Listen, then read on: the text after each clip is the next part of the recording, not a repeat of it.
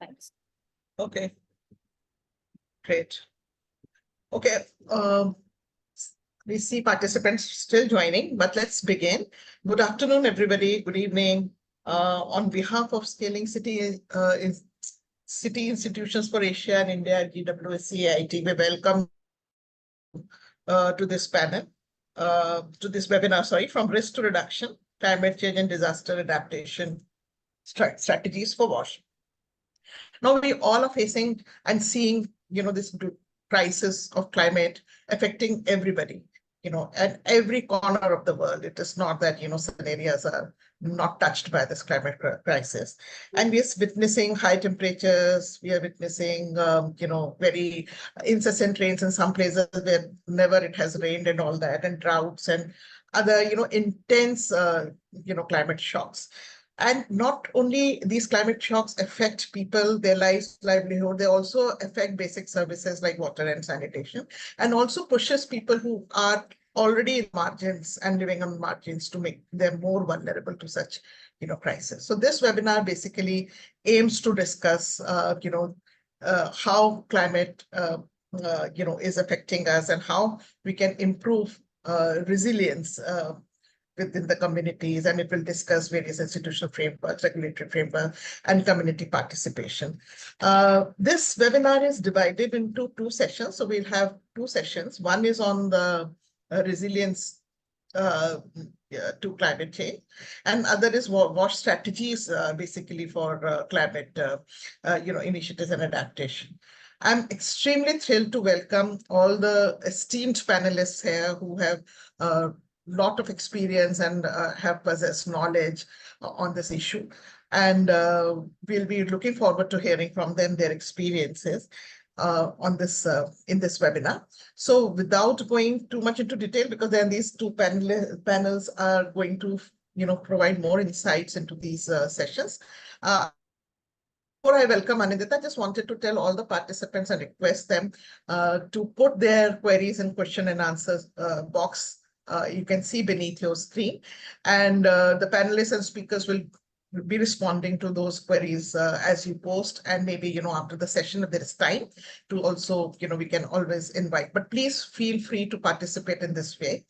And I would also request participants and other speakers, if they can put their microphones on mute unless they're speaking. So I would now like to hand over to Anindita, who's the moderator of the session one, and she's a colleague at SCI-AI and has been working on this important issue, has been anchoring this theme from our side, from the project side. And she's a senior policy and urban development specialist with the team.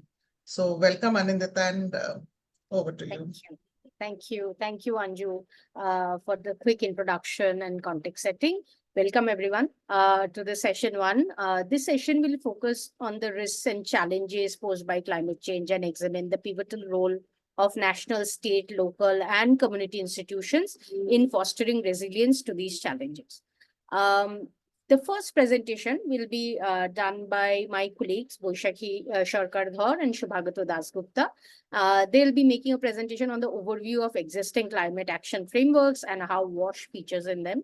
Boishakhi, as you share your screen, I'll introduce both of them. Boishakhi is an urban planning specialist at the Scaling City Institution for Asia and India at the Global Water Sanitation Centre, AIT, and has over a decade of experience in urban planning and management.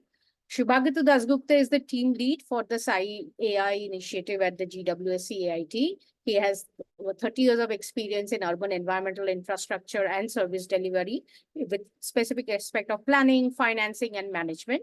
Over to both of you. Yeah. Thank you. Good afternoon, everyone. So this presentation will provide an overview of how WASH features in existing climate change framework globally and as well as in India.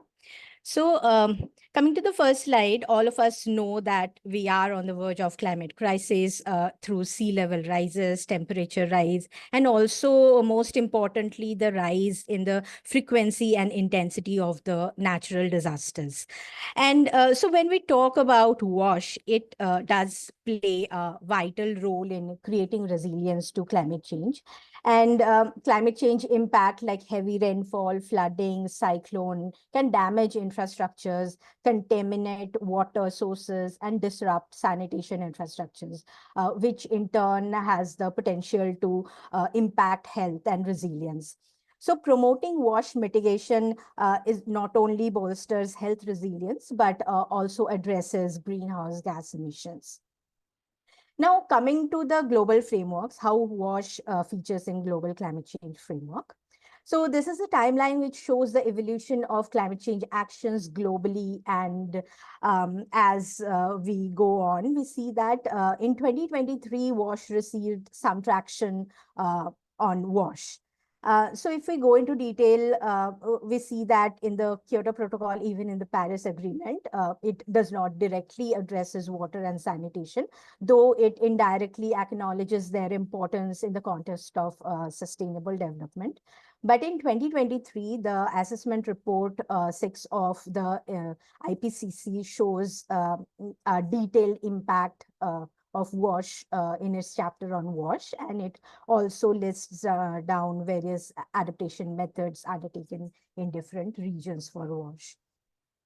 Now, we've seen WASH feature in COP28, but in various forms, like the Water for Climate Pavilion was organized by CV, and there were about 150 water-centric sessions, which were conducted at various locations throughout COP28. And one of the major highlight was that in the global goal on adaptation, water has been listed as one of the thematic targets for the framework. But one thing to mention here is that while WASH has received some traction here, it's mostly water resource management, and not so much focus has been given to drinking water and in-house sanitation. So there are organizations that have been working on WASH and climate change, and they have come up with different strategies at different times, like the WASH and climate resilient development strategic framework of UNICEF, which talks about the quadrant framework, which is to understand the problem, adapt, appraise the options, deliver solutions, and monitor. Then there's the water sanitation and hygiene strategy of WHO, which aims to substantially improve health through the safe management of water, sanitation, and hygiene. And then there's, of course, the UN Water Policy Brief, which identifies water as a connector with the global commitments like the Sustainable Development Goal, the Disaster Risk Reduction Framework, the Sendai Framework, and also the climate change aspect. So to further talk about the frameworks in India, I'll invite Shubhagatu Dasgupta.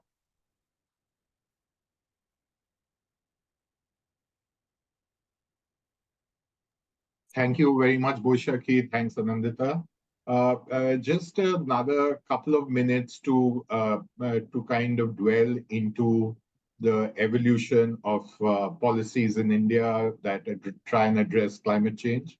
It's over the last decade, India has had a remarkable expansion of climate policy and institutions at the national level. The National Action Plan on Climate Change in 2008 kind of kick-started this process.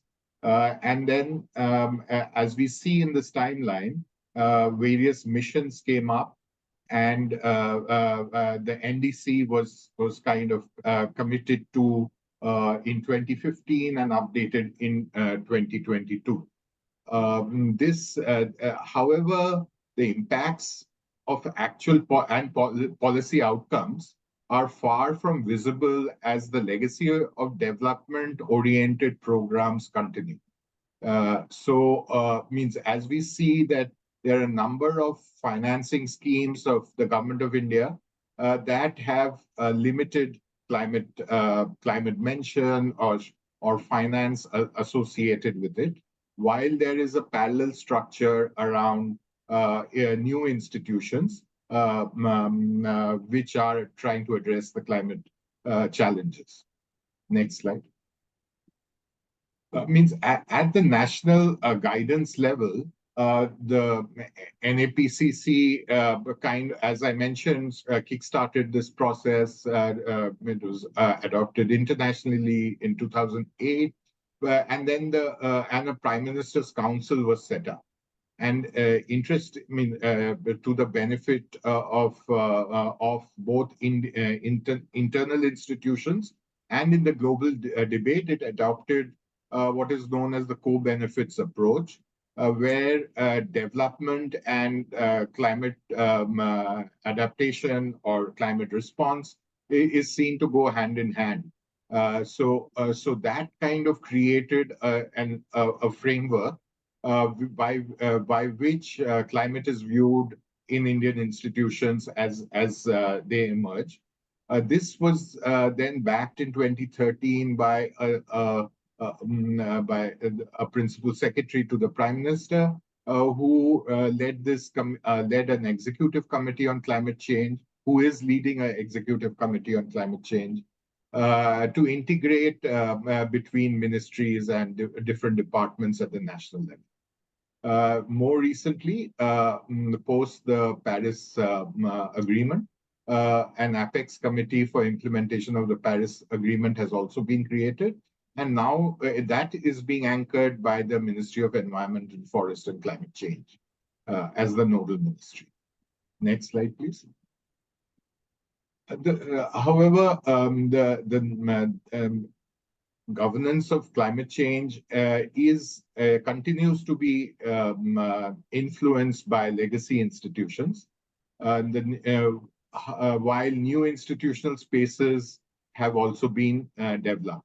So this slide kind of shows how the National Ministry for Environment, Forest and Climate Change has come to be the nodal ministry under which various missions, first in 2013 and then added to in 2015-16, a whole bunch of national missions focusing on climate change aspects have been created. However, they are also linked to the legacy institutions as they are anchored by specific ministries.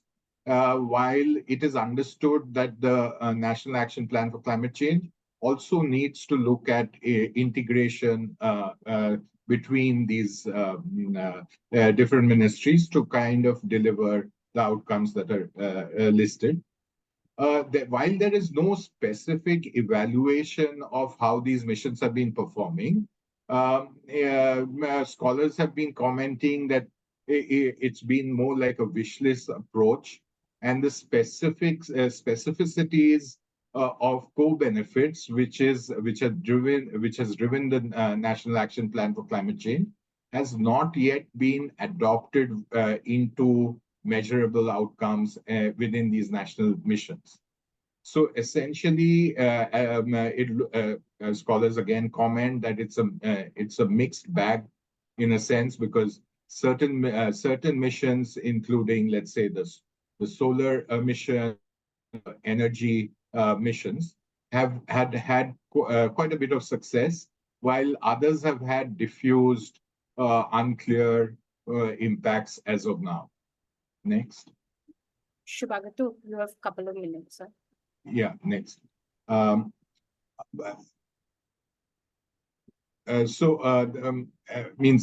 Also what has happened is that there's been a kind of decentralization and into state level players, the state level government and its various departments. And so there's a national structure in place, which is also linked to all our states through their departments of environment, climate change, and climate change, but which incorporates something called a state action plan on climate change, which essentially allows for every state to come to match their climate requirements with their development agendas. What's missing, however, is that the local governments have been absent from this process. And are seen only as conduits for implementation. Also, communities and community institutions are yet to develop around this climate change agenda, or also in the development agenda, but mainly in the climate change agenda too. Next. Building WASH resilience. We missed one slide, Bhushan. Okay. Okay. No, the one earlier. However, there are limits. Means what is the concern currently is that there are limits to coordinated action across these diffuse mandates. So the ones which with clearer mandates have been performing and implementing at almost at levels which are beating our NDC commitments. There are a whole set of them that are still dealing with a lot of legacy institutions, and climate policy is constrained. So the question does arise, a debate needs to be held around how they can be held more directly responsible, accountable. Is there a climate change law required yet? And the NDC does have this opportunity to link both climate issues and development concerns, but it would require more rigorous engagement with the co-benefits framework. Next.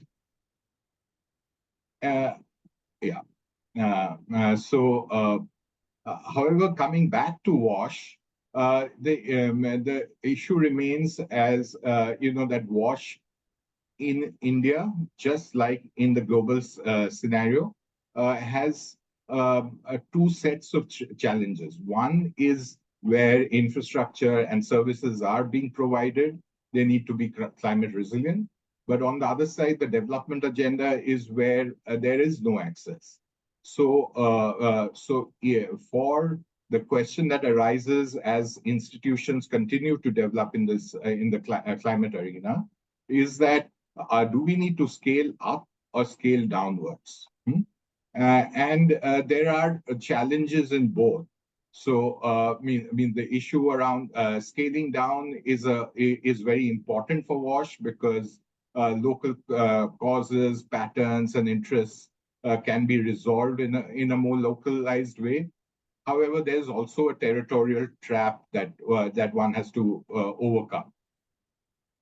Scaling up at the global level is happening to some extent already in water, given that last year in the last COP, water was included, and the SDG 6 is going to incorporate climate concerns in measures soon over this year. However, much of our institutional development has kind of been at the national level and has been described as a black box because we don't understand the subnational and the local responsibilities that will be able to deliver on building WASH resilience. So essentially, both scaling up and scaling down are required for WASH resilience. Thanks, Anandita. Thank you, Shubhagatu, for highlighting the importance of water sanitation and the growing focus.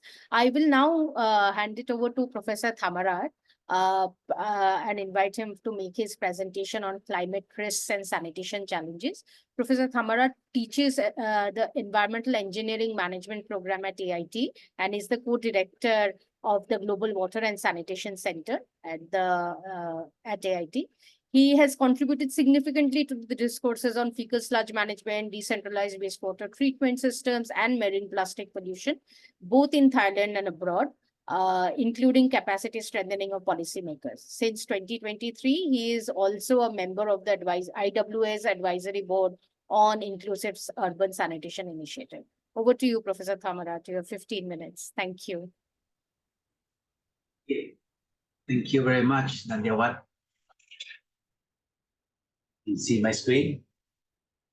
Okay, very nice. Thank you very much. So I'd like to address to you a bit of that, what would be the climate risk and the sanitation challenges.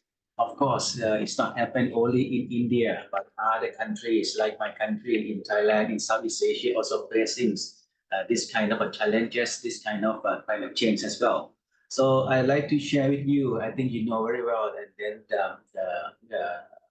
Chupacaro also mentioning about that, the challenges in the urban, in the peri-urban, in the rural as well, that can have a lots of that the implications to the economy, to the public health, to the quality of life, and many others and beyond. But this is one of the things that in India, I think that it is very important to understand once we would like to introduce any interventions like in Mumbai. You may have that kind of the apartment blocks, and then together with that, next to that, you also have that informal settlements that having the same in the same area. But if you would like to improve the sanitation system, we have to think carefully that what should be the right intervention, the technologies, the applications of the technologies as well. So with that, I think beyond that, the big city, the mega city like Mumbai or Bangkok or Jakarta or others, we are having a growing cities like the secondary city that growing so much. With that, many more growing cities in South and Southeast Asia. There's so much more on that. And then in terms of the infrastructures, they are so quite limited compared to that the capital or the big cities. Then we are facing this kind of another challenge. Then just having the status, I think you may feel that Thailand can improve very nicely in the past decade. But you notice here that in Thailand, even we have the so green of the sanitation improvement, but the dark green is not that improved so much yet. So we're just having only the bulk of 25 to 26% that we are achieving in terms of the safely managed sanitations. I'm sure that in India and other countries that if you would like to look into the details of the Thailand, yes, you can say, hey, it's very nice that you have a very good clean toilets, but in terms of that the fecal sludge, the toilet waste is not that there yet. So I think we need to think carefully about that. Well, after having the good toilets, you have to have a good system to manage the toilet wastewater. Otherwise, it will be the same that we are not achieving the safely managed sanitations. Then if we are investing in the same speed of the investment or the development on the wash or the sanitation sectors, like in Thailand, we expect that we need to increase the 25 times of our effort, of our investment. Otherwise, we cannot comply with that target in the year 2030. But of course, this is not that easy at all. 25 times investment. I don't think that our government can invest for that. But if we can compare with that, China or other fast developing countries, then they are going quite much faster. But anyway, this is a trend that after having the good toilet system, we need to have the toilet waste management, because less management in the services.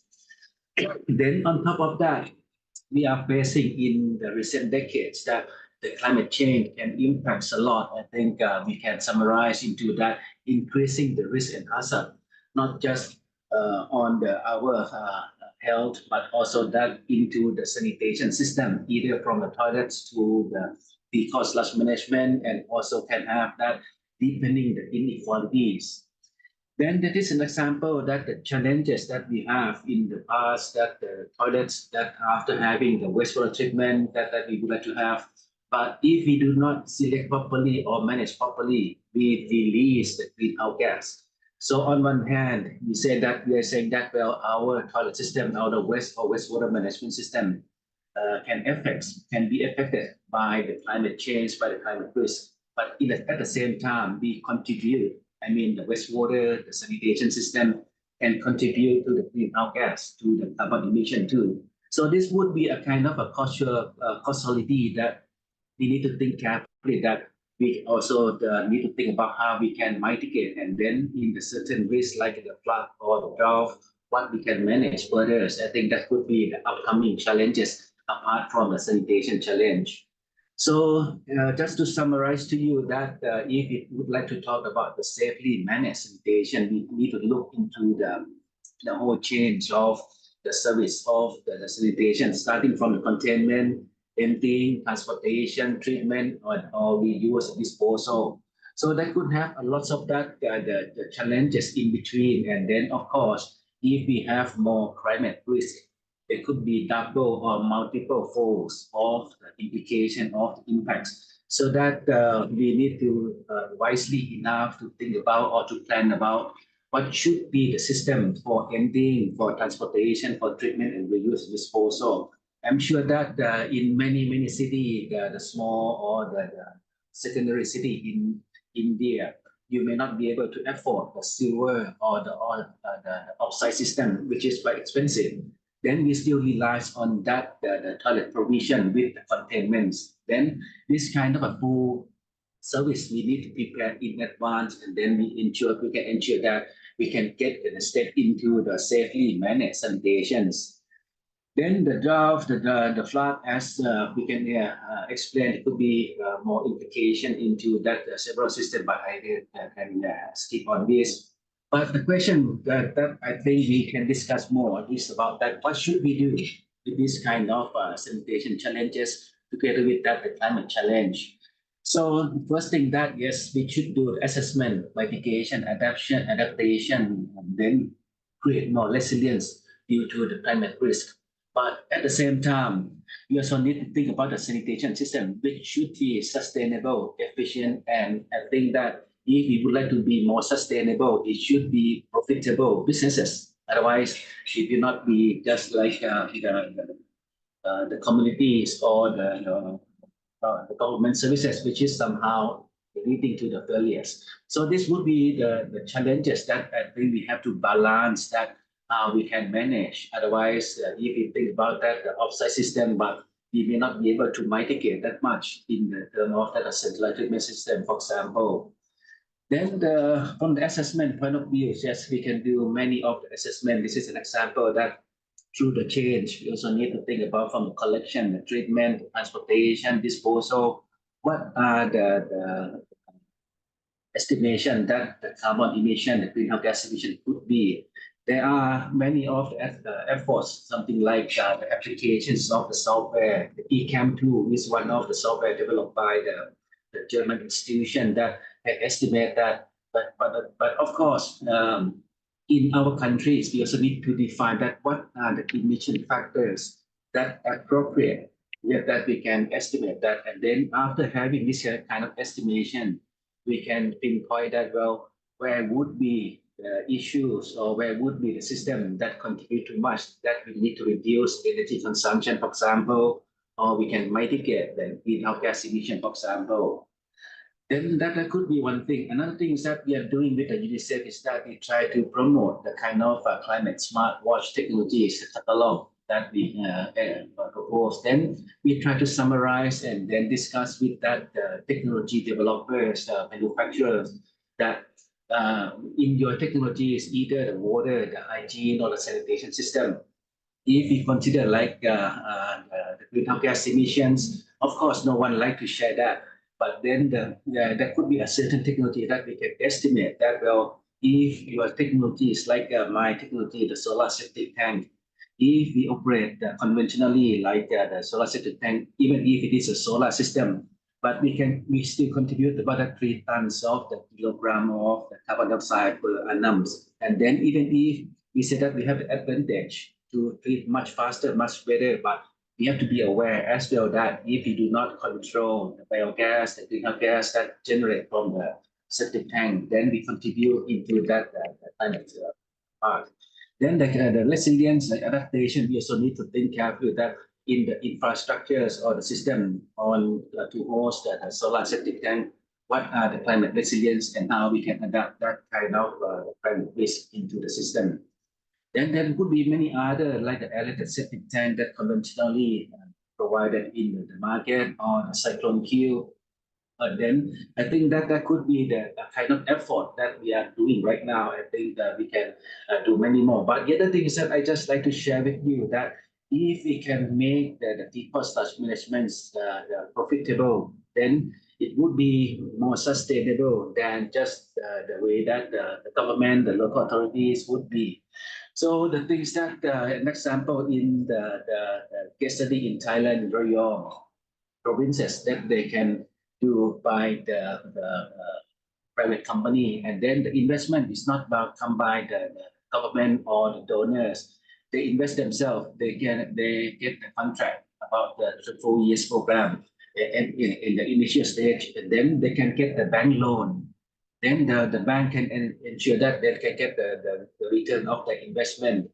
Then this kind of operation, they can do a kind of that, even the conventional treatment system like anaerobic digestion system, generate the biogas, and then they can they even that they would like to invest on a generator that the electricity they can reuse or they can use in within the plant, or even the liquid parts. Then they are also thinking about that, well, from the byproducts that the water, if you can kill all the germs, then they can sell back to the industry. That would be the things. So this is another views of that. Instead of thinking that the local authorities, the government should do as a kind of a public infrastructures, but it's not the things that if we think like the local authorities, I don't think that you invest for the electricity generator or the ROU plant to sell the water. But if we let the private sector do, then they will try to think more on that, and then they can sustain the business. So with that kind of system, the investment is not so big. This is only about 6.5 million baht, or it's about that 12 or 13 million rupee, I think. Then with that investment in the year 2006, then they can earn about right now up to about $3 million a year. So this is quite a good business. I think that if they can sustain, and then if they have a kind of incentive, definitely there would be many of the investor, I mean the public investor, the private investor that invest themselves and then try to sustain the business. And at the same time, the role of the communities, the role of the authorities to need to control the quality, that whether the liquid or the solid part, it is acceptable or meet or comply with the standard or not.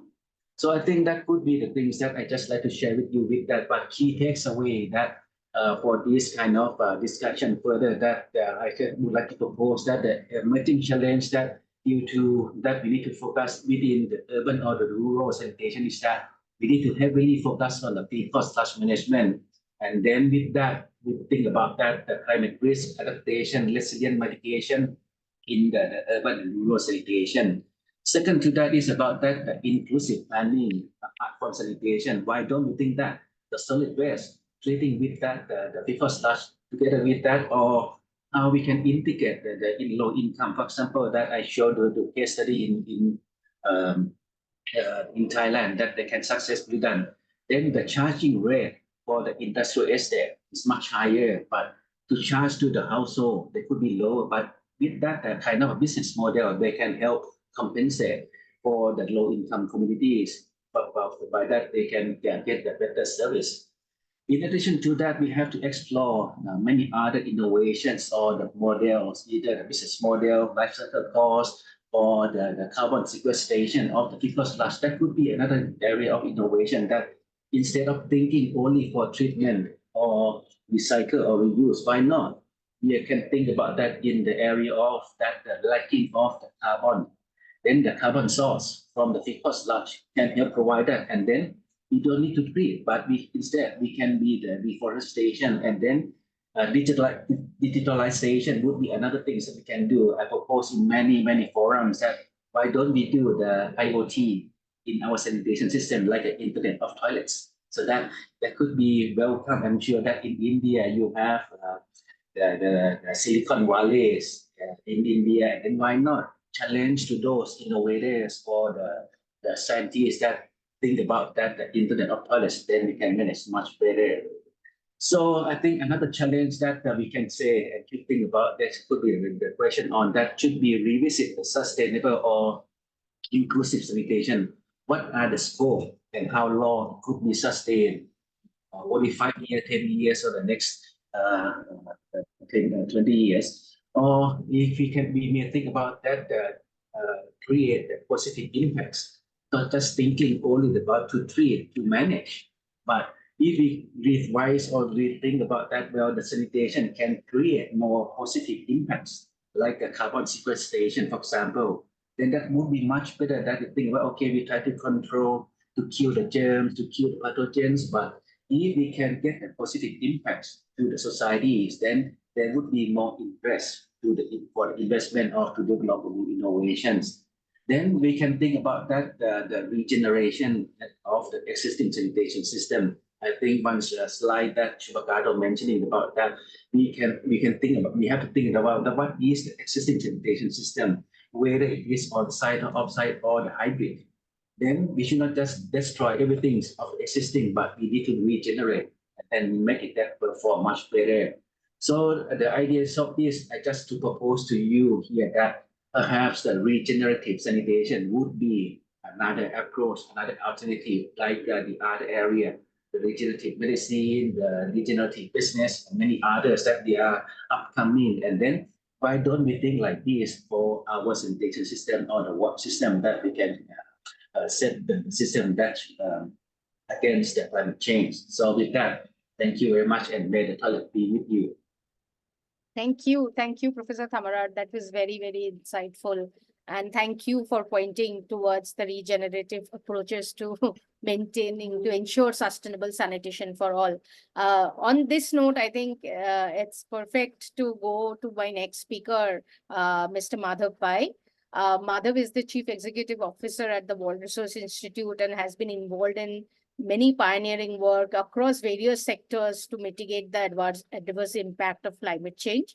Madhav, over to you. What can we learn from other allied sectors? Can WASH take critical learning and integrate it in way forward? Over to you, Madhav. Thanks. Yeah, I'm presuming you can see my presentation screen. Yeah. Yes, we can. We can. No. Thank you very much. I mean, I will, broadly talk about our work in the space of climate action planning at the subnational level, mostly in large cities, and sort of, really the work around adaptation and resilience more broadly. And I mean, I think just to give you a sense of sort of where practice is, the state of practice, and then I think some useful lessons then can be drawn as you think. So, just, I mean, broadly, I mean, we talked specifically about water, WASH, but, we have been sort of trying to advance this sort of broader conversation around water in a city, which is there's too much, too little, too dirty, kind of. So all of it all at once, kind of conversation. And as we as mostly very engineering focused, arrangements that are there in the city, water and cities usually is, water as an infra or service. And then you see this focus on WASH, which is supply, sanitation, and stormwater. So over the last sort of 5-7 years, with the perspective of bringing climate change, we have been bringing a set of tools, if you were to say, to actually integrate, the climate conversation in the city into the water discourse, right? So again, I'm not sort of specifically said. So, really this idea of, and in many ways, using data and forecasting tools, really using geospatial analytics, water availability modeling, creating that formal frameworks around climate action plans, and also sort of talking about the ideas around water sensitive urban design, nature-based solutions. So how do you integrate these concepts into the sort of broader water narrative, but then also use them to then drive this idea of moving from disaster management, from risk management to more resilience and adaptation in cities, right? So to a large extent, I will talk about the right side of this box and what we have been doing. Yeah, just, I mean, eventually, with the aspiration to actually get to this sort of water sensitive urban design kind of a landscape where, we're really talking about doing things like vehicle sludge management and other things, but also, floodable courts, overflow gardens, reconnecting people with water, constructed wetlands, all of that. How do you make that integral part of the so I mean, what I'll do is, start with this. I do think that sort of, we with many other partners, including C40, I know Shruti is going to be as part of the panel later. We're very much part of this Mumbai Climate Action Plan. And I think there are several sort of important sort of uh, things that we did as part of this exercise, mainly led by the Mumbai Municipal Corporation. But I think so basically this plan was launched on March 13th, and on March 14th, Mumbai actually issued its first ever heat wave warning. Right. So, I mean, the fact that the climate disasters were upon us, and and that this climate action plan, probably should have been done much earlier. But I mean, again, this year they've been really good about issuing the heat wave warnings and consistently. But just to say that I mean, climate action plans. Actually, sorry, I will need to turn off my video. I need to get battery. I didn't realize this. I need 30 seconds. Yeah. Thank you. No problem. In the meantime, everyone who's attending this webinar, please post your questions in the question answer box so that the panelists can directly respond. And if we have for time permits, we'll also take a couple of questions in the discussion. Thank you. Yeah, apologies about that. Anita, also just do give me a 10-minute sort of warning, because I haven't sort of thought, Sure. set, so I'll interject in 5 Yeah. minutes when you Yeah, I are have not prepared for time. Anyway, MCAP process, a lot of cities have done. I don't want to, so, it's a detailed process that was followed. If you see, primarily most of these climate action plans focus around a GHG inventory. And, if you see, even for Mumbai, most of the emissions comes from buildings. And buildings are actually what city won't do. It is the two power utilities in the city. So to actually Mumbai to get to its goal of net zero, etc., most of the work, like most of the bulk of the work has to be done by the two power utilities, both of which have committed to their net zero targets themselves, right? So, so a lot of the action will happen outside. Having said that, I mean, I think one of the important things that we brought to the discourse in Mumbai, that was brought to the discourse in Mumbai, was actually bringing these three sort of adaptation sectors around urban flooding and water resource management, urban greening and biodiversity, and air pollution, air quality, right? So this is there. So there are the three mitigation sectors and the three adaptation sectors. And really, I think in depth for the first time, this kind of work was brought into a climate action plan. What was great is actually this is what found all of the political sort of connection, right? So the political acceptance of this plan was much more because of these sectors, because these were the issues that they were sort of actively dealing with. Anyway, basically, the plan is there. It's online. You can go and see it fairly detailed. I will sort of focus more on, not only was the plan set, then, basically the blue-green goals from the MCAP. I mean, so these were the goals, right? Really about, one was to increase, 30-40% vegetation cover and permeable surfaces, the focus on sort of green open spaces, reducing runoff. So these were sort of the goals that were set, and I'll talk about a few of the first sort of pilot initiatives, etc., that were launched to start to address these kind of goals, right? So, and the learnings from them. So, one was sort of, the greening and heat link was made very clearly. I think these kind of geospatial analytics, actually one on the left, showed us that, a lot of these red hotspots, like heat island effect, if there are no, I mean, now we are seeing very strong correlation between trees and heat, right? That, there are about 7 trees required per person. Mumbai has, I think, 1 tree for 400 people. So, woefully short. But also the differences, right? I mean, neighborhoods that were adjacent to each other, one which was a low income slum neighborhood versus a upper income neighborhood that had trees, showed almost a 6 to 8 degrees difference in temperature. Land surface temperature, this was satellite land surface temperature. So it's very clear that, and, I mean, as you start to breach the 38-degree sort of, now, this starts to become really important, that this starts to get addressed, right? So, so we were able to really demonstrate this very visually. This actually really was able to garner political support and action around this. These maps became very hard to deny.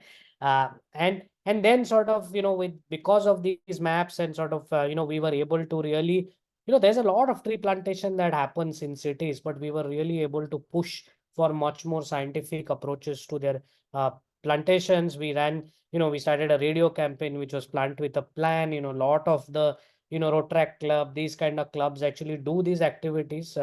And then also I'll talk a little bit, but we also ran then an accelerator to talk about how to pilot some nature-based solutions within the city, right? So yeah, this is just, I mean, this is a Mumbai greening guidebook. You can look at it. Amitabh Bachchan retweeted this guidebook, so that is our, you know, but it's a guidebook. But I think you see some of these things. This project that you see at the bottom, right? This is actually there was a lot of pushback saying low-income neighborhoods don't have space for planting.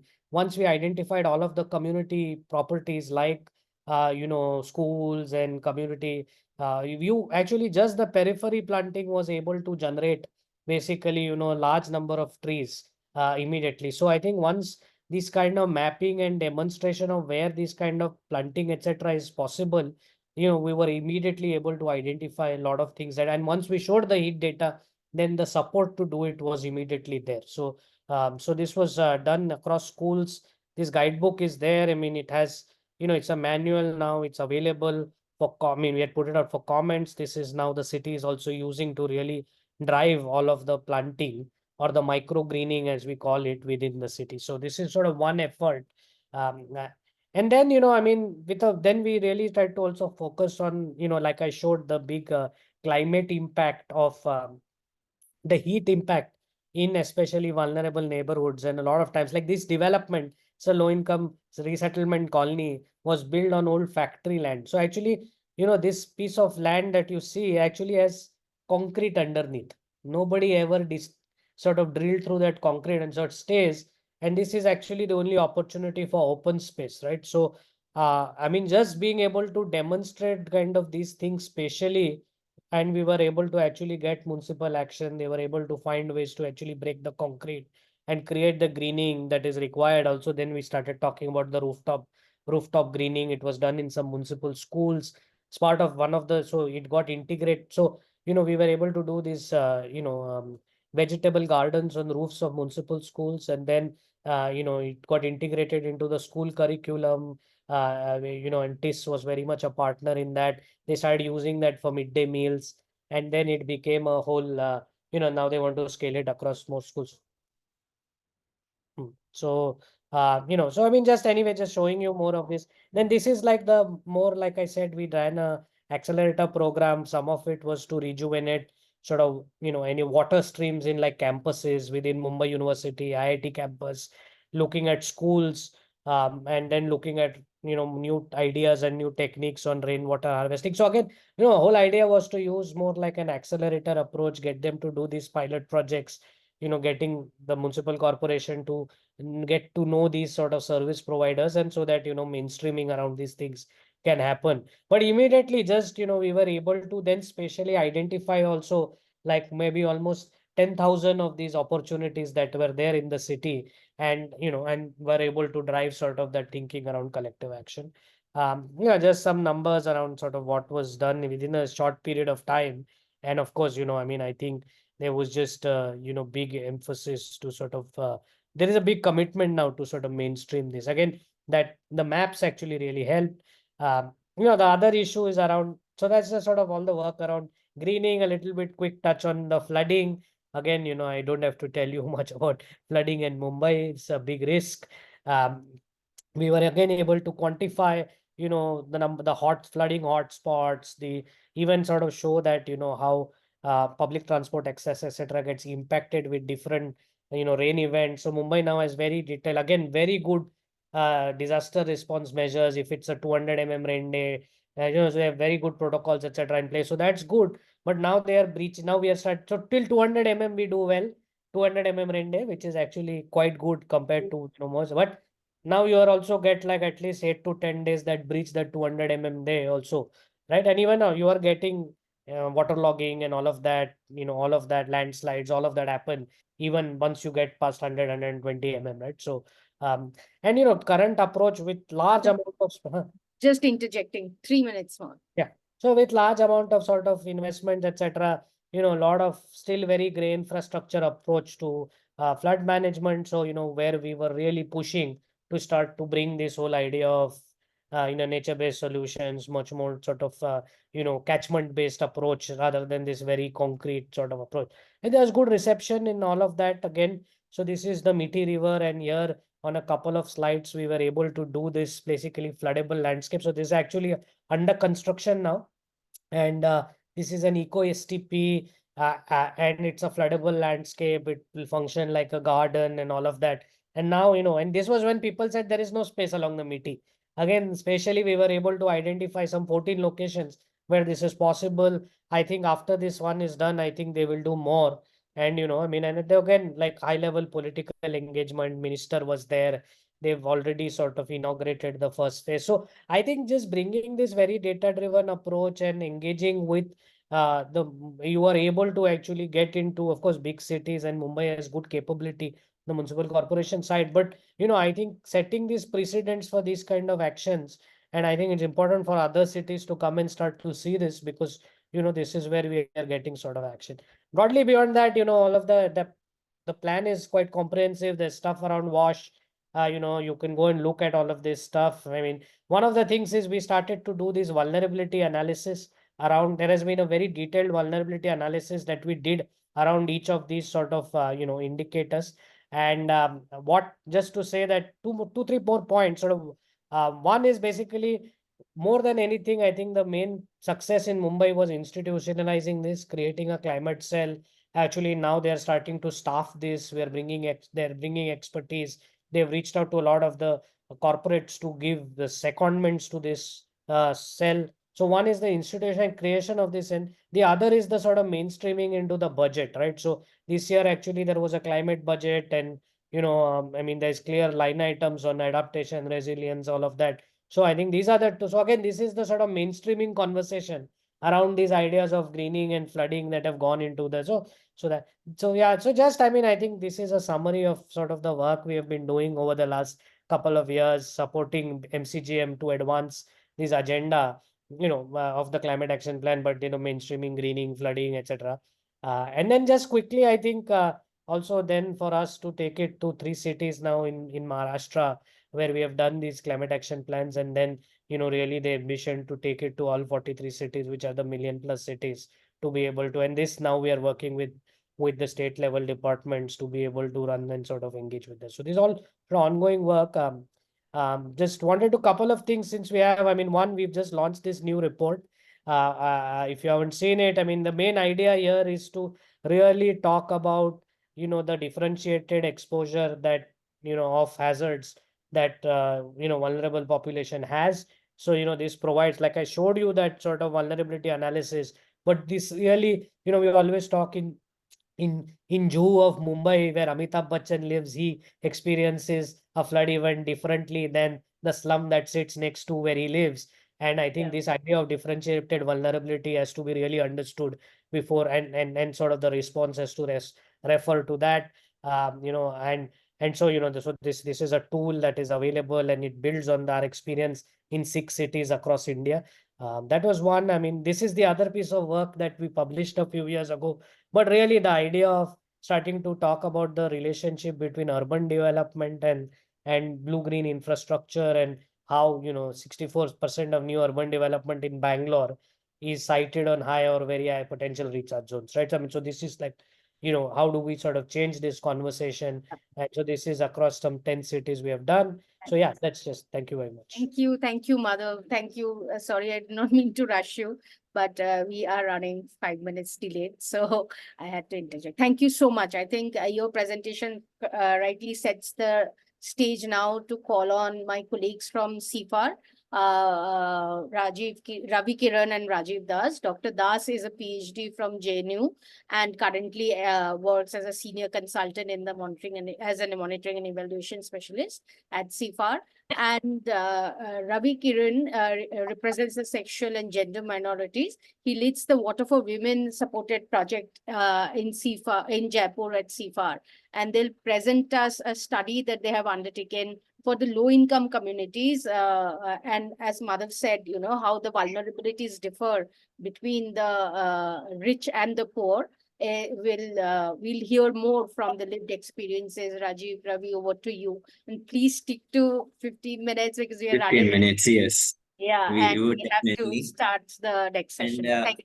Yeah, sure. Before my colleague Rajiv starts, I just want to set the context a bit because we are very lucky enough, the esteemed speakers before us, they already set the context for us. So, for example, if Baisakhi was talking about damage caused to the wash infrastructure because of climate risk, and thus, sir was talking about community in the developing agenda, especially in the climate agenda, has been missing. And the third point was the professor was talking about inclusive planning in urban wash for the low-income communities. And last, the vulnerability assessment, which Mr. Pai was talking about. So we actually tried to work to join all these dots together. That is where Rajiv is introducing the study. Once Rajiv is done, and I will take it forward. Thank you.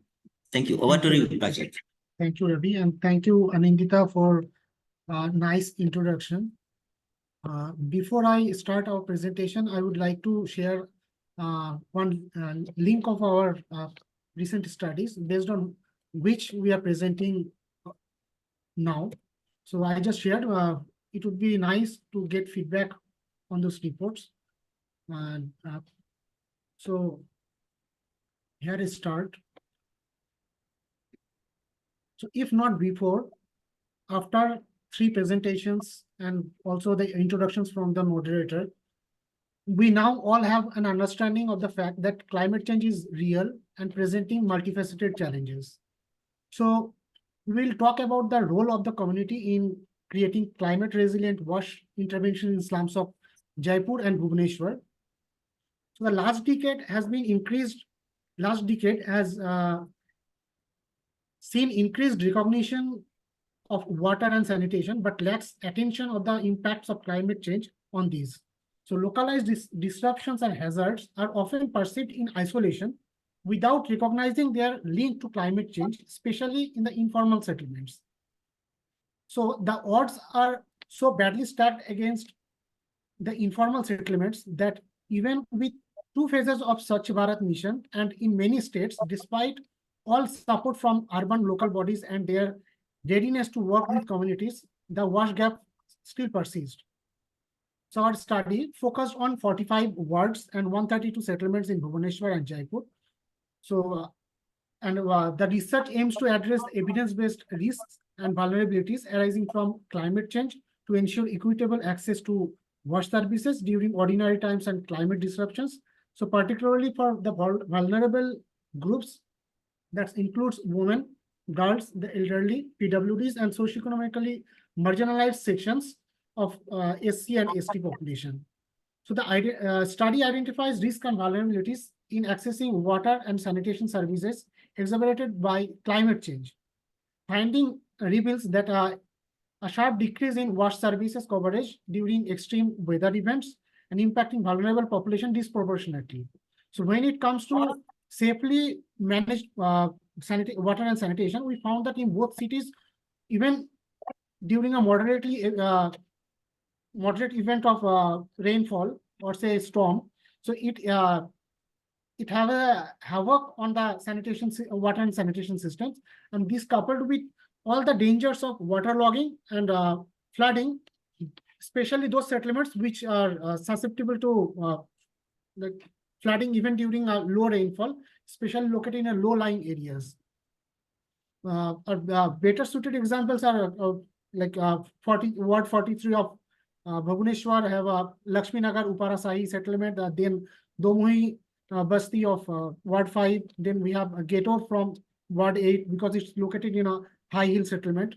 So it would further discuss by Ravi later. So from a sample size of 920 households, more than 55% of the households face frequent flooding because of their location near drains or river banks. And when it comes to accessing sanitation, for 81.2% during ordinary times, it decreases to 50.7% during disaster, climate-induced hazards, and in terms of water, accessing water supply, it also decreases from 81.7 to 40% during climate-induced hazards. And open defecation shoots up to almost 50% of the total population from a mere 7% in those 45 settlements. So when we examine the social impact of climate-induced hazards and water insecurity, we found evidence showing that women and girls were the most impacted in collecting water and from distant sources and managing menstrual hygiene and so on. So when it comes to women and the intersectionalities of PWD, diverse genders, elderly, SC, STs, and girls, we face a paradox because in every crisis, it is women with their inbuilt resilience and command of traditional knowledge who take each one of us out of the crisis. So at the same time, the historical inequalities and structural barriers undermine their ability to participate, assume leadership positions, and challenge power structures. Therefore, it is essential that however we do break the shackles of gender subordination or inequality, it must be pursued with the support of the entire community. So to better understand it, we need to have a view from directly from the field, who is, I think Ravi ji would be the best person to speak about it. So now Ravi will guide you through the second part of the presentation and will provide insights from the field. Over to you, Ravi. Thank you, Rajiv. Am I audible? Yes. Yeah. So I just don't want to take much time, Anandita. I just want to sum up with few examples. So as we said, like, Siva, even we are working in the informal slums since 10 years. So we always talk about WASH, but unconsciously, somehow we were also talking about climate change. That means some readiness has been started in the communities which we are working with. Why? Because the threat is so close to the ground and it may not be kept problematically, conceptually, or theoretically articulated. But for us, from the experiences which we see, the flash floods, from Fani and other disasters which we have been seeing, because WASH and climate change are very interrelated. We cannot see them separately or differently because both components are interlinked with each other. So what did we do is we didn't want to see only post-disaster, but looking climate risk and change as every day's event which impacts the community. Maybe not as conceptualized framework, but also we want to see that how the poor communities are at disadvantage of this threat. Maybe we might be talking about disaster response, but most of the times we might forget readiness, climate readiness, inclusive readiness, and sustainable readiness. It's not just like what happened after disaster. It is what before disaster, the pre-disaster time. So I think we have more opportunity now, whether we are in SBM 2.0 or Amrit or 15th Finance Commission, or even building sustainable cities. I think we are in the right edge of, setting up the interventions. That too, our statement is very simple. If we talk about WASH or climate resilience, but we deny gender inclusive approaches, then we are not going to get inclusive or resilient WASH. So it gets fragmented because each components get done by different people. But the community are the one who get impacted of all these factors. Maybe say risk, maybe say hazard, maybe say WASH, or maybe say vulnerability. It is the community who is getting impacted. So what we have done is to set an example of the model of collective leadership that we built in the community with representatives of women, trans, persons with disability, elderly, because all these set of people have different set of issues. So it's not like all this one size fit everyone. So even we took responsibility for facilitating each of the members for the constituency to negotiate for risk reduction, resilient models. For example, I talk about ward number 8, Getor Basti, which is a hilly terrain in Rajasthan, in Jaipur, where people do not even have access to water in the hilly terrain. People have to come down and fetch water. So we need not to wait for the disaster response, something which happens. So right now, what is the readiness? That is where we put the communities in the institutions, like the SDA in Bhubaneswar, like the sanitation subcommittees under Jaipur Municipal Corporation in Jaipur, where they are in the position of negotiating things. not only wash, but also sustainable wash. How are they getting ready to get washed? So in the whole process of mainstreaming, one component which we really worked was awareness. Second is to jot the risk, hazard, and vulnerability together.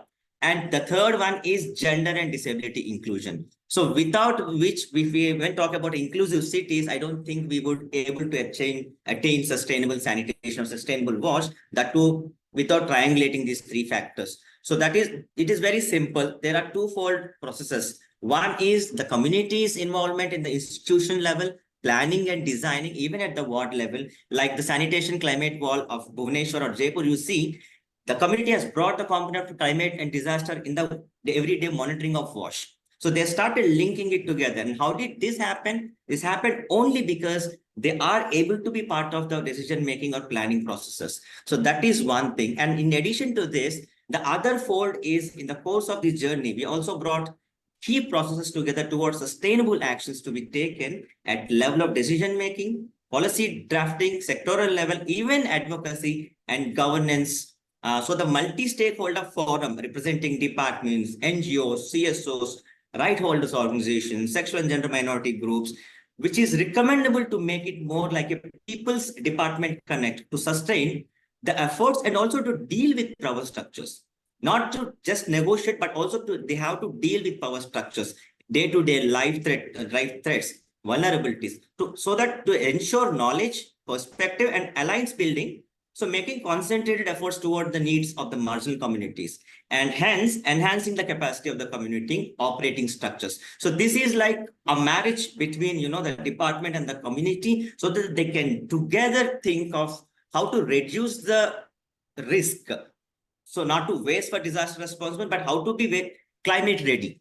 That is what we actually tried. So I think that is the design which we are implementing in both Bhubaneswar and Jaipur, and which is led by community and department, which has been a bit successful because we are entering into the climate perspective now, though we were talking indirectly for ages. So I think that is one successful model which we have been working on, Andita. Thank you so much. Thank you, Ravi. Thank you, Rajiv, for sharing the very, very interesting, bottom-up feedback, because the most vulnerable, who feels the most and shares the most burden, are the socially and economically marginalized and vulnerable communities, especially the women and children. Thank you so much, all the panelists. We have 5 minutes, and I'll use my moderator privileges.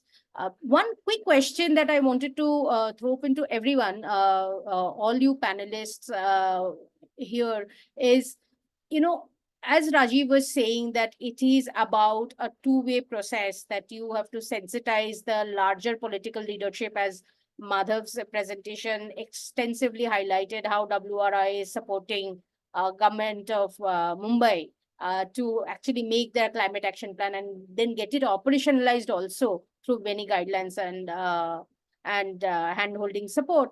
But how can we also sensitize about these more localized climate change issues and impact for the local leaders, who can then take it to the larger political cohorts, the Prime Minister's Council, as Shubhagata was highlighting. So the local issues get communicated to these high-powered committees, and then accordingly, the adaptation strategies can be more, implementable, more ready for the local context. So, Madhav, Professor Thammarat, Shubhagato, Rajiv, Ravi, please feel free to jump in to comment on this, and then in about 4 minutes' time, we'll move on to the next panel.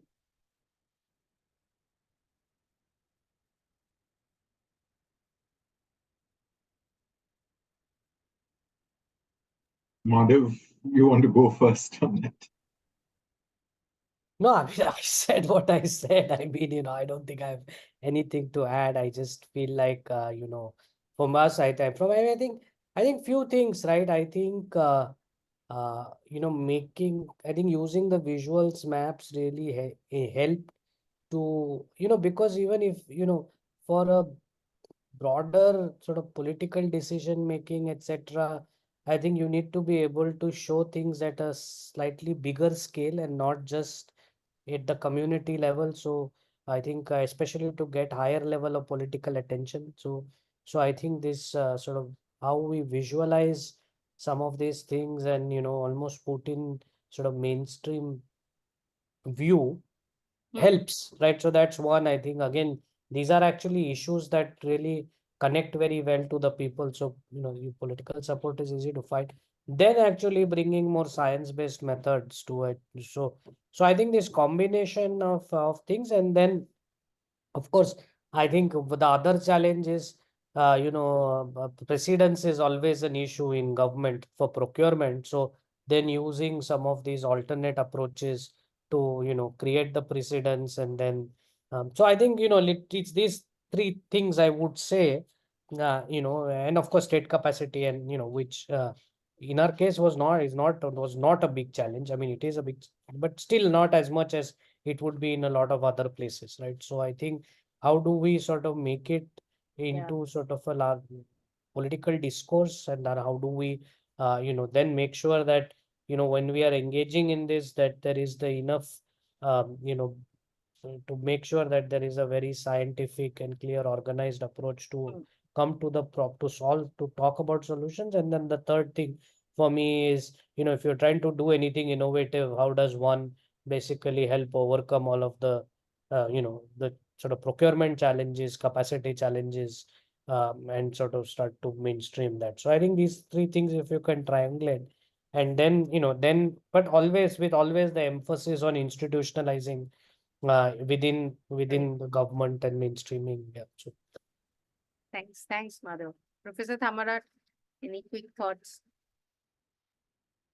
Well, not much. I am not the policy or the political expert like that. But anyway, I think that if you would like to address to the policies, I think we need a kind of the evidence based, which we can convince. But of course, the climate change is not that easy to have the visible evidence yet so far. But I think we need to do a lot of that, the kind of a convincing statement that to ensure that apart from the conventional policies in improvement of the people's quality of life, then we need to add on and then be aware of how the climate risk can affect to that policy. That's what I am thinking of. Thank you. Thank you, Professor Thamarat. Shubhagato, any final words? Rajiv, Ravi, any final thoughts?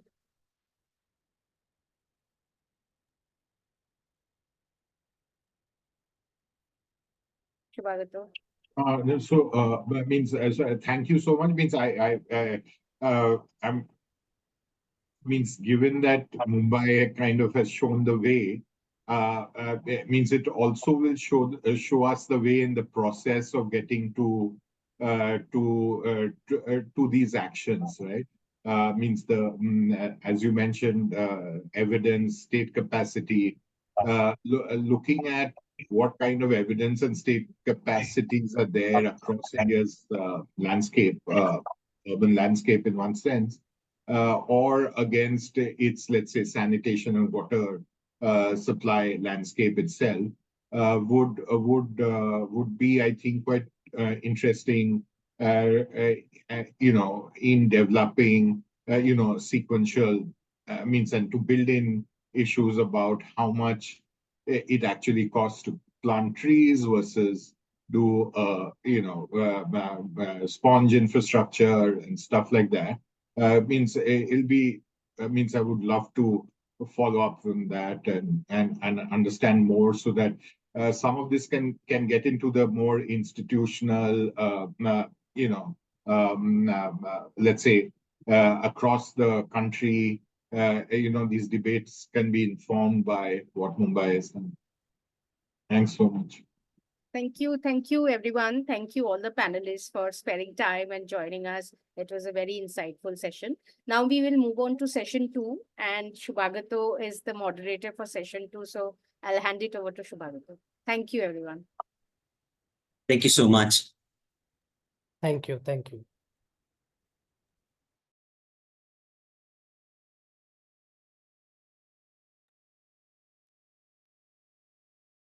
Shubhagato. Thank you. Thanks for that wonderful session. very insightful from, I hope for the participants too, but surely for me. We'll now move on to focusing more on disaster resilience and WASH strategies. And we are delighted to have a presentation and 4 speakers to kind of panelists to kind of comment on their experience, but also on the presentation as to how to build disaster risk resilience in this changing environment. So I'll take a couple of minutes right now to introduce the panelists and then the speakers before I hand it over to the speakers. So we are delighted to have Shruti Narayan, who's the Managing Director of C40 Cities. She has worked with international organizations before in terms of financial institutions, and brings with her some very interesting past work into her current assignment, which itself is really interesting. So a more detailed biodata will be shared in the chat. We are also delighted to have Jagan Shah, the CEO of InfraVision Foundation currently, but with immense experience in the sector, having led multiple national level institutions and been associated with the sector for so long. Thank you so much, Jagan, for joining. We also have Dr. Victor Shinde, who is currently the head of the Climate Center for Cities at the NIUA, the National Institute of Urban Affairs, and brings to us experiences from across countries, various countries in Asia and Africa, and has been championing the water sector for a while at the National Institute of Urban Affairs, and more recently has just moved on to the Climate City Center. We also have Dr. Uma Mahesh here with us, who is with CDRI and has worked with national and international institutions before this current role at CDRI. And we are keen to hear from him about how CDRI is viewing the urban and then the WASH sectors within it, and what kind of support it does think of when it works with these various countries that are members of CDRI. I'll now request Ananda Mukherjee and Boishaki to present their a piece of work, which is not really a piece of one piece of work. It's a combination of a set of research projects that we've undertaken. And it tries and brings together and connects these various pieces of work. So I'd like to introduce Anandita Mukherjee, who's Senior Policy and Urban Development Specialist at SCI-AI at GWSC, AIT. She has more than 18 years of experience in the urban sector, has been focused a lot on the water and sanitation sector in the recent past. And Boishaki has been Senior Research Associate at CPR before being the urban specialist at SCI-AI, and has worked both with the government and with the private sector on urban management issues, and recently being focused a lot on water and sanitation. So at this stage, let me invite Anandita and Boishaki to present their what we've learned so far, and looking forward to the panel discussion after that. Over to you. Thanks. Thank you, Shubhagato. Thank you, all the panelists. And what we'll put together here, we have put together here is the WASH governance in the disaster risk reduction framework. What we understand so far, it's also draws on very interesting two studies we had done with FCDO and UNICEF during the pandemic, during 2020, 2021. So I'll quickly take you through the presentation. India is vulnerable to natural disasters due to its unique geoclimatic condition, and it is the third worst affected country due to climate-induced disasters. Now, even in the context of climate change, what makes it even harder for India to respond more cohesively is the more micro issues of unplanned growth, increasing population, environmental degradation, environment development within high-risk zones, and further profounded by the high incidence of poverty. The typologies of disaster that India is affected by is huge, from earthquakes to soil erosion to flooding to periodic cyclones and tsunamis. The east and west coast of India, given the long coastlines we have, we are very vulnerable. And although we remained quite insulated with the biological disaster hazard outbreaks that otherwise have been seen in the East Asia as well as Africa, the COVID-19 pandemic kind of changed that scenario, and we after 1918 first time experienced a full fledged biological hazard. And during this time, particularly the fragility of the urban systems were spotlighted, and especially the urban poor in informal settlements bore the disproportionate burden of this pandemic, with women and children suffering the most. This is also corroborated by a series of data that we managed to collect and collate during the two studies I mentioned. The slum dwellers were 1.9 times at higher risk of contracting COVID-19 from their non-slum counterparts, and only 6% of the poorest 20% had access to non-shared improved sanitation. That itself made them vulnerable to contraction. And as large as 94 million people were at the greater risk of contracting the disease due to lack of access to clean water. Next slide. The other more micro study we did across 3 worst affected cities of Orissa and across 31 slums. We found that 50% households reported increased water needs post the outbreak of COVID-19. And for these increased water needs, they were dependent on multiple shared resources, publicly supplied resources like hand pumps, stand posts, bore wells, and most of these sources were outside at a distance from their household, increasing as much as 1 kilometer in case of Bahrampur. And the largest share of the burden of fetching this water, 90% of the cases, it rests with the women, adult female member of these families. In the case of sanitation also, the scenario was very interesting. If you were socioeconomically vulnerable, if you are from the SC community, you would be 11 times more at risk of using a shared sanitation service, a CTPT, or resort to open defecation. If you are part of the poorest quintile, you are 3 times more likely to use a shared toilet. This itself, these shared infrastructure actually made them more vulnerable to contracting a biological hazard like COVID. And although much of the reporting has happened that the amenities at CTPTs actually improved post-COVID outbreak, 75% of the CTPTs had better infrastructure, water supply, 58% actually waived off all the charges. Even then, many slipped to open defecation with the fear of contracting the disease itself while using those shared facilities.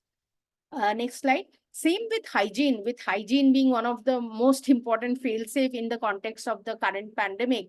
We found that 2/5 of the households did not have soaps at their hand washing stations, and about 5% reported that they could not maintain the required hygiene due to water insufficiencies. And Cuttack was the worst affected in terms of water hygiene, access to hygiene.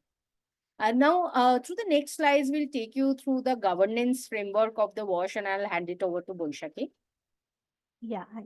Thank you. There are various categories of disasters like geophysical, hydrological, meteorological, as well as biological. And the disaster management framework provides guideline for all types of disasters like earthquakes, tsunamis, cyclones, etc. And there are nodal ministries or departments that are designated for each type of disasters. Now, in the time or in the event of a disaster, the response becomes the most critical, and guided by the standard directive, the focus is mostly on the directly affected in terms of number of toilets to be provided in a relief shelter, or number of water points and the type of toilets to be provided, considering gendered approach, etc. But on the contrary, for those who are indirectly affected by these disaster, or even are affected by the biological hazards, there are no directives for providing in-house wash facilities as mitigation measures.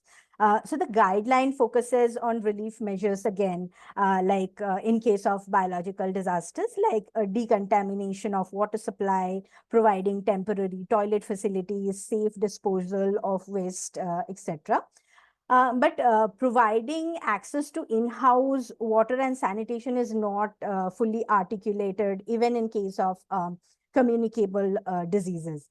So this is because of the fact that providing in situ wash infrastructure does not come under the purview of the disaster authorities, and are governed by schemes or programs that are run by different ministries of the government. And though these ministries are nodal and are responsible for implementing development programs, there is often a disconnect between the disaster management framework and the development programs that we see at the current context. Now, coming to the institutional framework, the National Disaster Management Plan lays down the uh, institutional framework at the national levels, but according to the literatures, there are gaps and challenges in this as well. Like there are overlapping mandates, there are unclear lines of authority, there's a lack of interdepartmental coordination, and of course, there's insufficient community engagement, and then roles and collaborations between crucial agencies are limited. So if we come to the next slide, so there's also a state level institutional structure that is in the National Disaster Management Plan. And there also we see certain gaps in terms of ineffective local engagement, gap in skill and training, limited funding and resources. And also most importantly, if we look at the structure, it does not have a structure below district level. So while the communities are responsible for implementing the interventions and measures, they're not usually involved in the planning process or in the strategy making purposes. So evidences shows that the role of the government, local government, have been very important, and during the COVID pandemic. So this is one of the studies that we have referred to in the former slides as well, the reform study, in which it shows that while the slum dwellers could collectively benefit from the services of the NGOs, the CBOs, and they were supported in accessing data during the COVID, and they were supported in contact tracing. The ASHA workers, the Anganwadi workers were trained to provide the community with access to information they needed, the hygiene facilities, and then a lot more interventions that were required at that point of time. And and then we have also seen that the Disaster Management Act, though it failed to involve the local communities in disaster management practices, even the disaster management plans lacked focus on the poor and vulnerable. The community participation and the involvement of the civil society emerged as a key to managing the pandemics.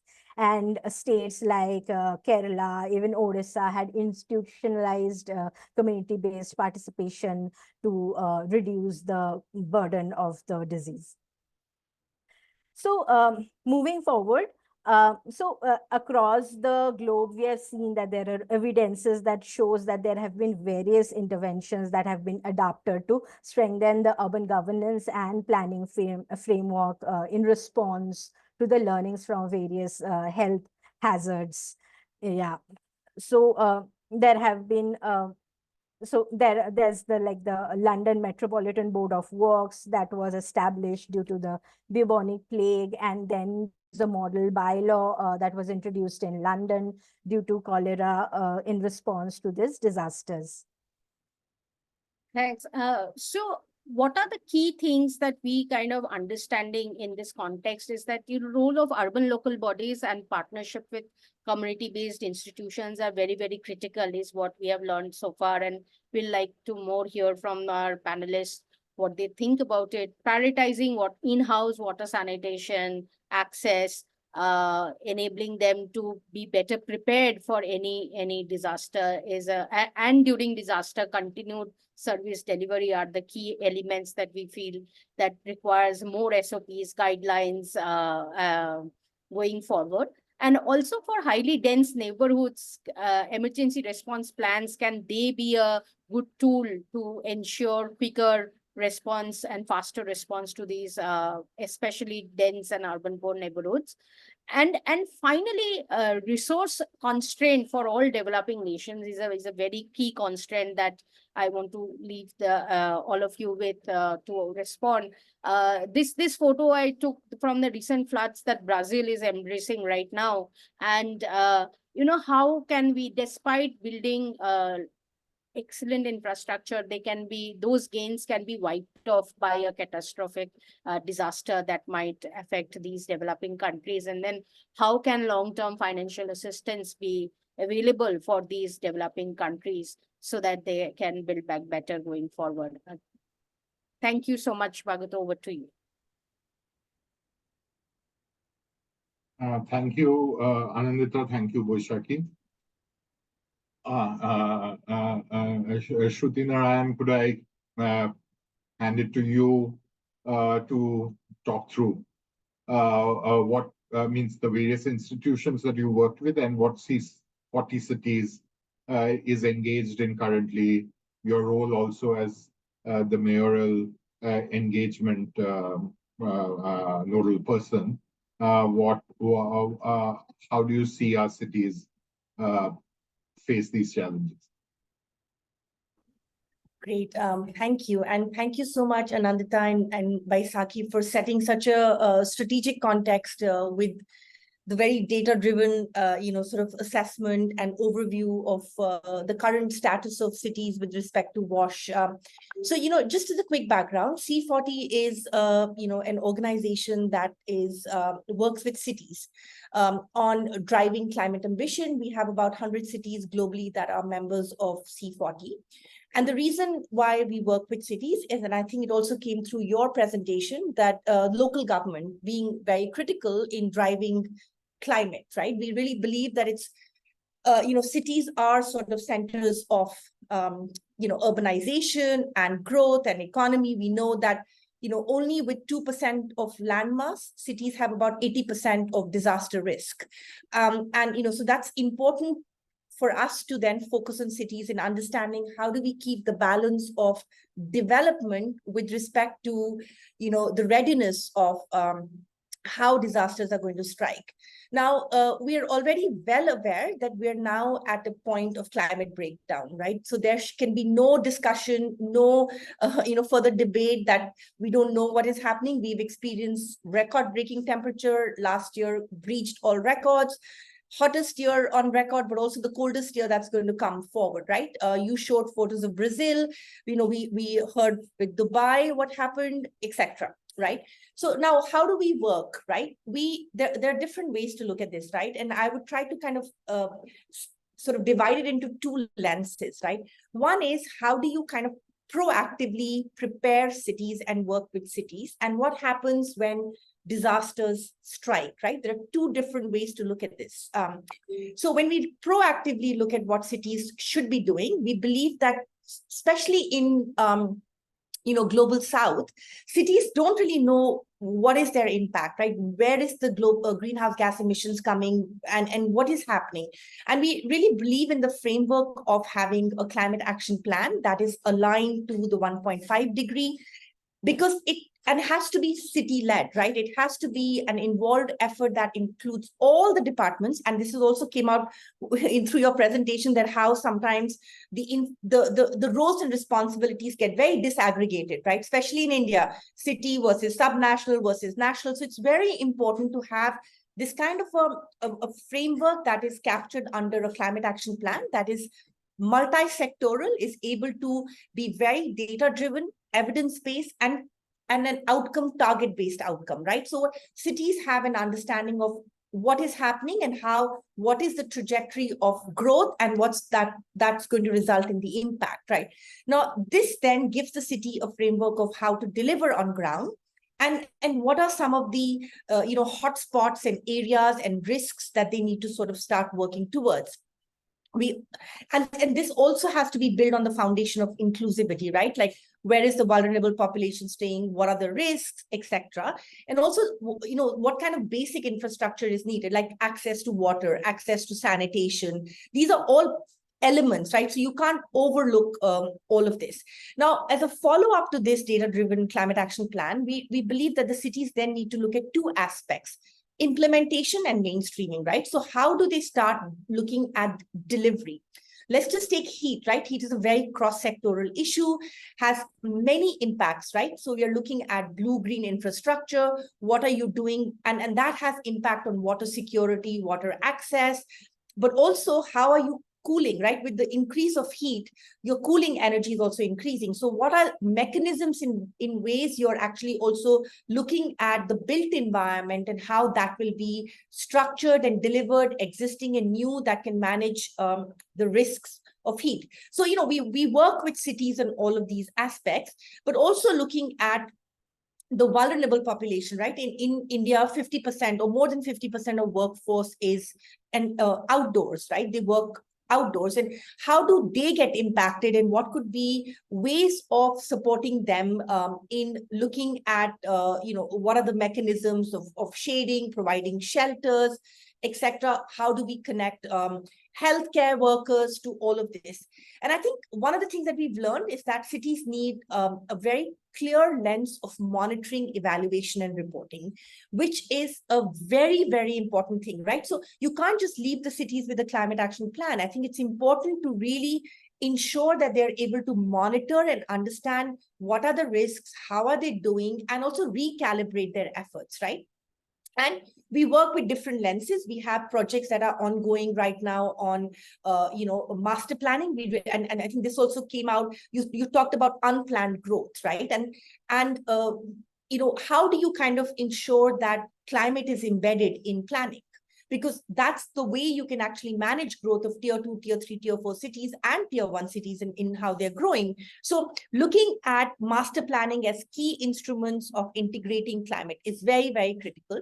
And also the lens of finance, right? I mean, obviously this came up in your research, and everybody knows the gap disaster risk and adaptation has on financing, right? This is a continuous battle. And of course, COP28 had a landmark victory on loss and damage. There was a tropical belt initiative that also came up, but we really don't know what's happening after the mobilization, right? So these are large instruments that get facilitated, but there is a big gap that comes. And it's very important. And I think, Anandita, you actually highlighted this in one of your comments, right? What's happening with Brazil? And I think this is very important for cities to understand. How do you account for, how do you take into the economic loss into account, right? So when urban flooding happens and your city is at a standstill, you're having economic loss. Now, if you're able to really put a number to that, then all your efforts on climate risk preparedness start paying back. Cities haven't started doing that. And I think frameworks need to be developed where cities can really understand sort of the economic impact of losses and how that needs to get diverted into how they're preparing.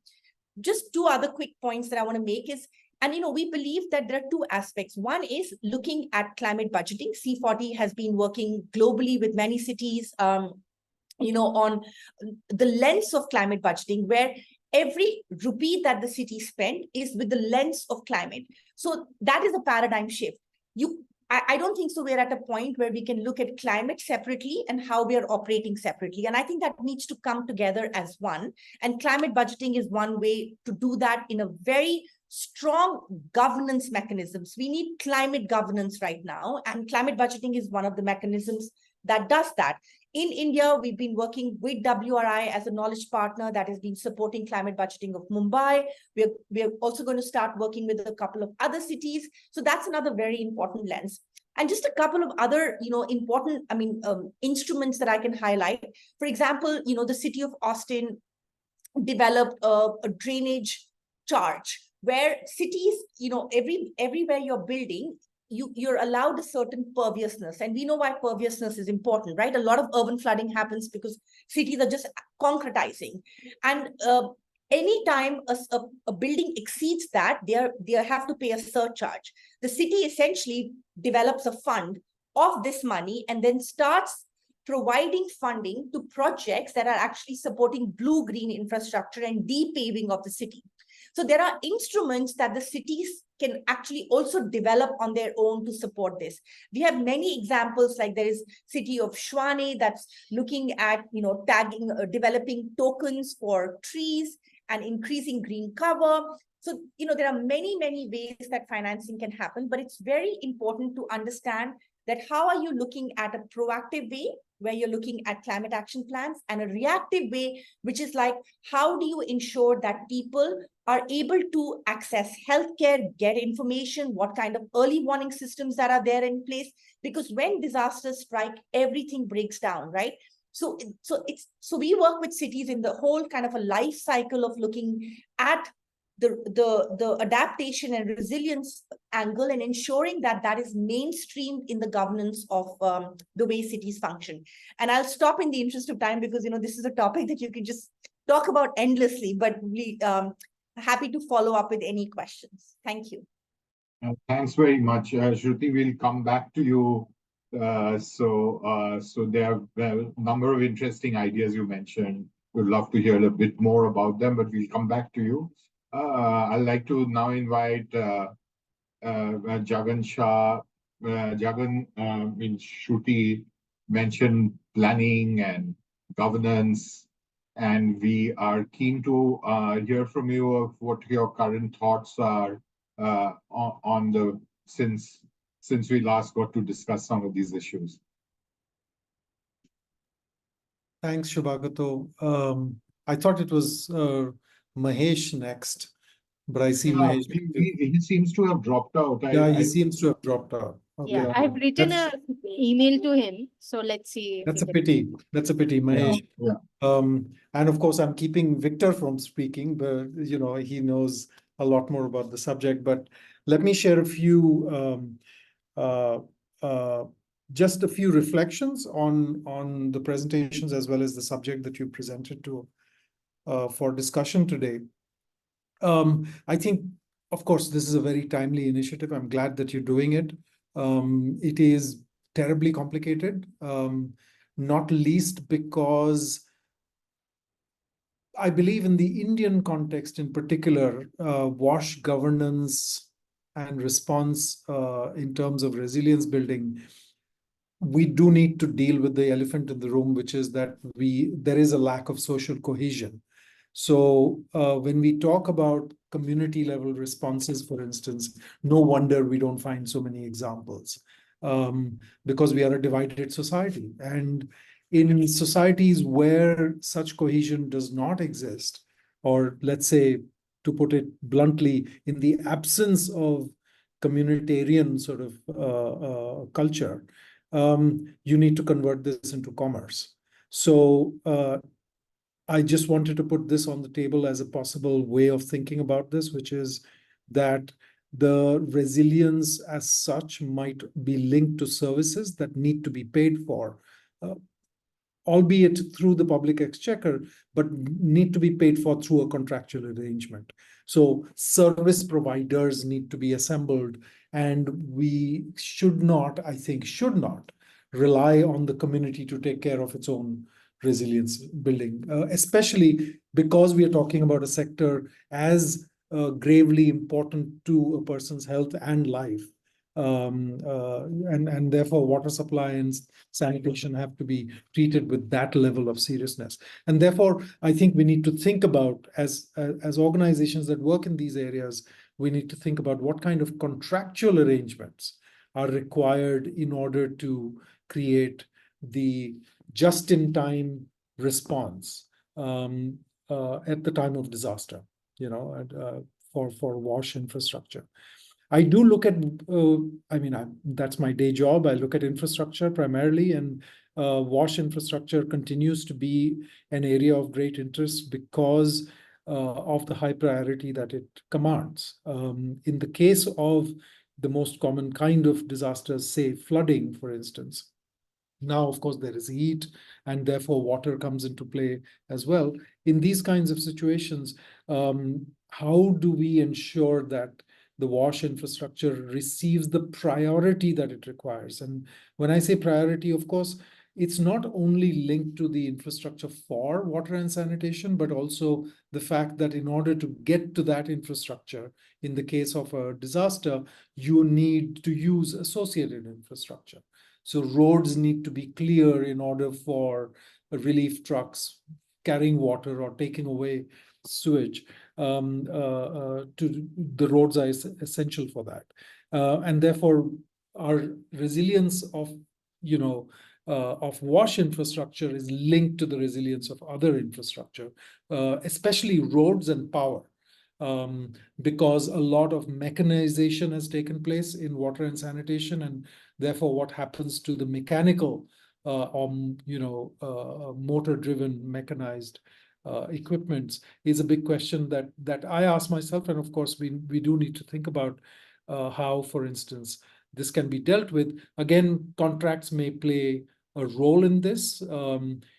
A contract to a service provider who runs equipment for you should state what happens in the case of a disaster. If it doesn't, then that's something that should worry us. And then there are, of course, other allied services as well, not just infrastructure, but infrastructure that rides on services. And those are all the different kinds of service providers that I've just mentioned, especially truck operators, because distributed infrastructure is your fallback, right? When your trunk infrastructure falls apart, you need those distributed sources. And how are those going to operate is important. In institutional coordination, I found, for instance, that we do need to keep in mind that there are these two very important elements of response. There is the first response and first responders who, of course, are written into every standard operating procedure created under these disaster management plans. And of course, that's appropriate. But having said that, I'm currently involved in disaster management plan for the Ministry of Roads and Highways. And we realized that writing SOPs doesn't solve anything, because there has to be an SOP, but also an escalation matrix. What happens when if your functionary herself or himself is affected by the disaster, how will the SOP run, right? So then what happens? Well, what's the escalation that takes place? What's the fallback? What's plan B? But in two particular ways, we must think through this. One is, of course, SOPs, but then there's also the command and control system, and both work together. So command and control is real-time monitoring, real-time response. SOPs are real-time, but they're sort of written in, so people go into default mode, whereas command and control gives you a real-time assessment of a situation, and you can respond to eventualities. Who manages command and control for WASH infrastructure? Whose job is it? Is it the municipalities? Is it the parastatals? Especially in our country, we have water and sanitation managed by state level departments. How then does it work, right? So I would say that the municipality is in control, but does the municipality have a WASH command and control center, right? It may do, it may be a cell that runs it. But having said that, is it integrated well enough with the decision making at a city level? Is a question I would ask. And then, of course, all of this needs to be backed with money. And you know, it's a cliche, but I'll say it nevertheless, follow the money. Who spends how much and on what is really crucial here. There is, of course, an embedded value addition which comes from building resilient infrastructure, that resilience dividend, as it's called, which gets embedded at the time of building new infrastructure, right? And building it to a higher spec, building it to the right kind of technology. But having said that, the resilience of response mechanisms, who pays for those? And if nobody's paying for them, then that itself represents a risk, right? So we must work through the economics of resilience building. There is an assumption that all of this will happen with state level funding. Having said that, water supply and sanitation infrastructure isn't all only owned by the state or funded by the state. And are we going to create policy environments where we, in a sense, discriminate against privately owned water and sanitation infrastructure? And what is private after all? In certain contexts, community owned and private are very blurred lines. So even if you follow the money, you end up with some blurred lines. And I think that's important to keep in mind, not least because disaster management funding in our country is district level. So, you know, for us to talk about fund flows would need us to also negotiate with the different jurisdictional structures within, you know, within the Indian context in particular. So does the money flow? If so, to whom? And is it the right place for the money to flow to? These are the questions I think we should ask ourselves. And last but not the least, I would say that you know, I love the maps that Madhav showed. Of course, that's the way to go. And you know, I'm a long-standing champion of mapping altogether. But having said that, I think what cities are not maintaining are mapping of vulnerability with a level of accuracy and with a level of fidelity that is required. And partly it is because the indicators of vulnerability are themselves not clearly defined. There are different conventions, there are international bodies that have created, you know, vulnerability assessments. We use those, but we do need to look at the Indian context as being somewhat different as well. Therefore, your mapping cannot be based just on income class. It can't just be based on geography or the location close to a hazard and so on. How then should it be? Because that will dictate then the priority matrix that will be used at the time of response. And I think the more we focus on, in a sense, understanding the chemistry and physics of response, right? Whether it is immediate first response as well as prolonged response.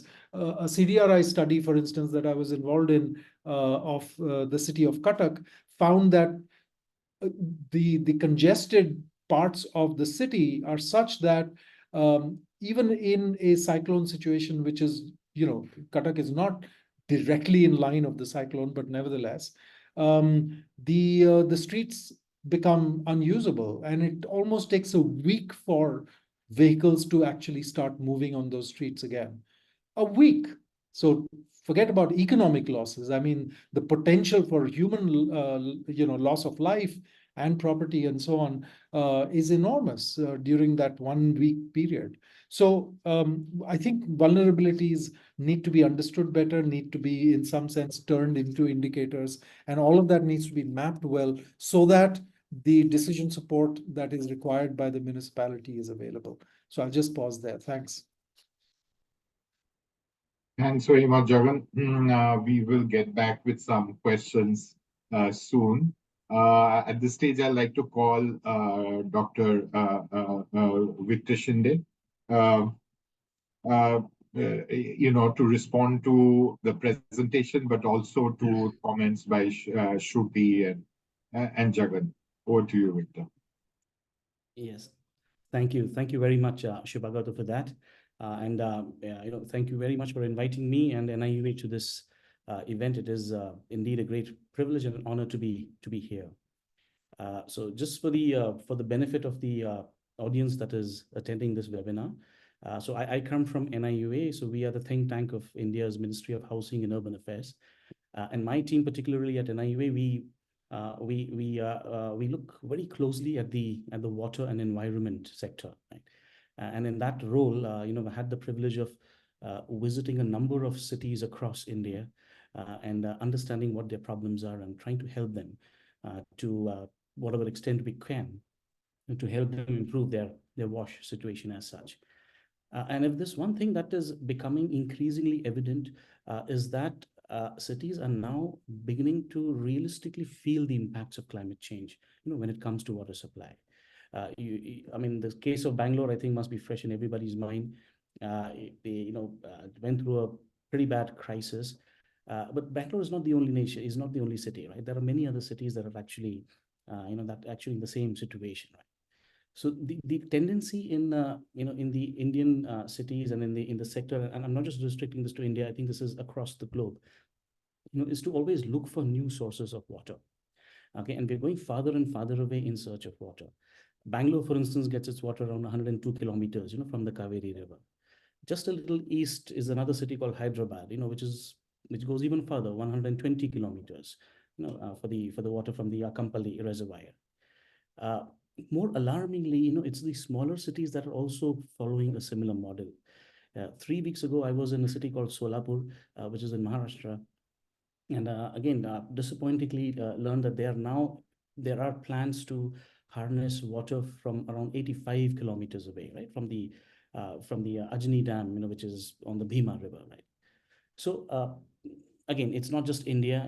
I was in Thailand for quite a big time. Even Bangkok, for instance, Bangkok gets a bulk of its supply from the Meklong Dam, which is in the Kanchanaburi province. Again, very, very far away, right?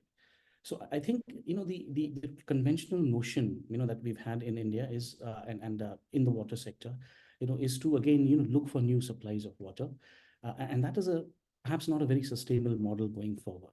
Right? We need to reduce our dependence on groundwater, on the fresh water, reduce our demand for fresh water in so many ways. Right? And with all the learnings that we've had in India and I've had in other countries, I think there are 3 points that I want to just highlight here, which I think are very powerful ways, for improving resilience to disasters, and climate change is only going to increase, and the intensity and frequency of drought events, flood events, whatever. The first is to invest big time in the reuse of treated wastewater. And I say that for the reason, because treated wastewater is actually a resource, a stable source of resource that is available continually throughout the year. So this is even better than rainwater harvesting. Rainwater harvesting you can harvest for 3 months, perhaps 4 months, right?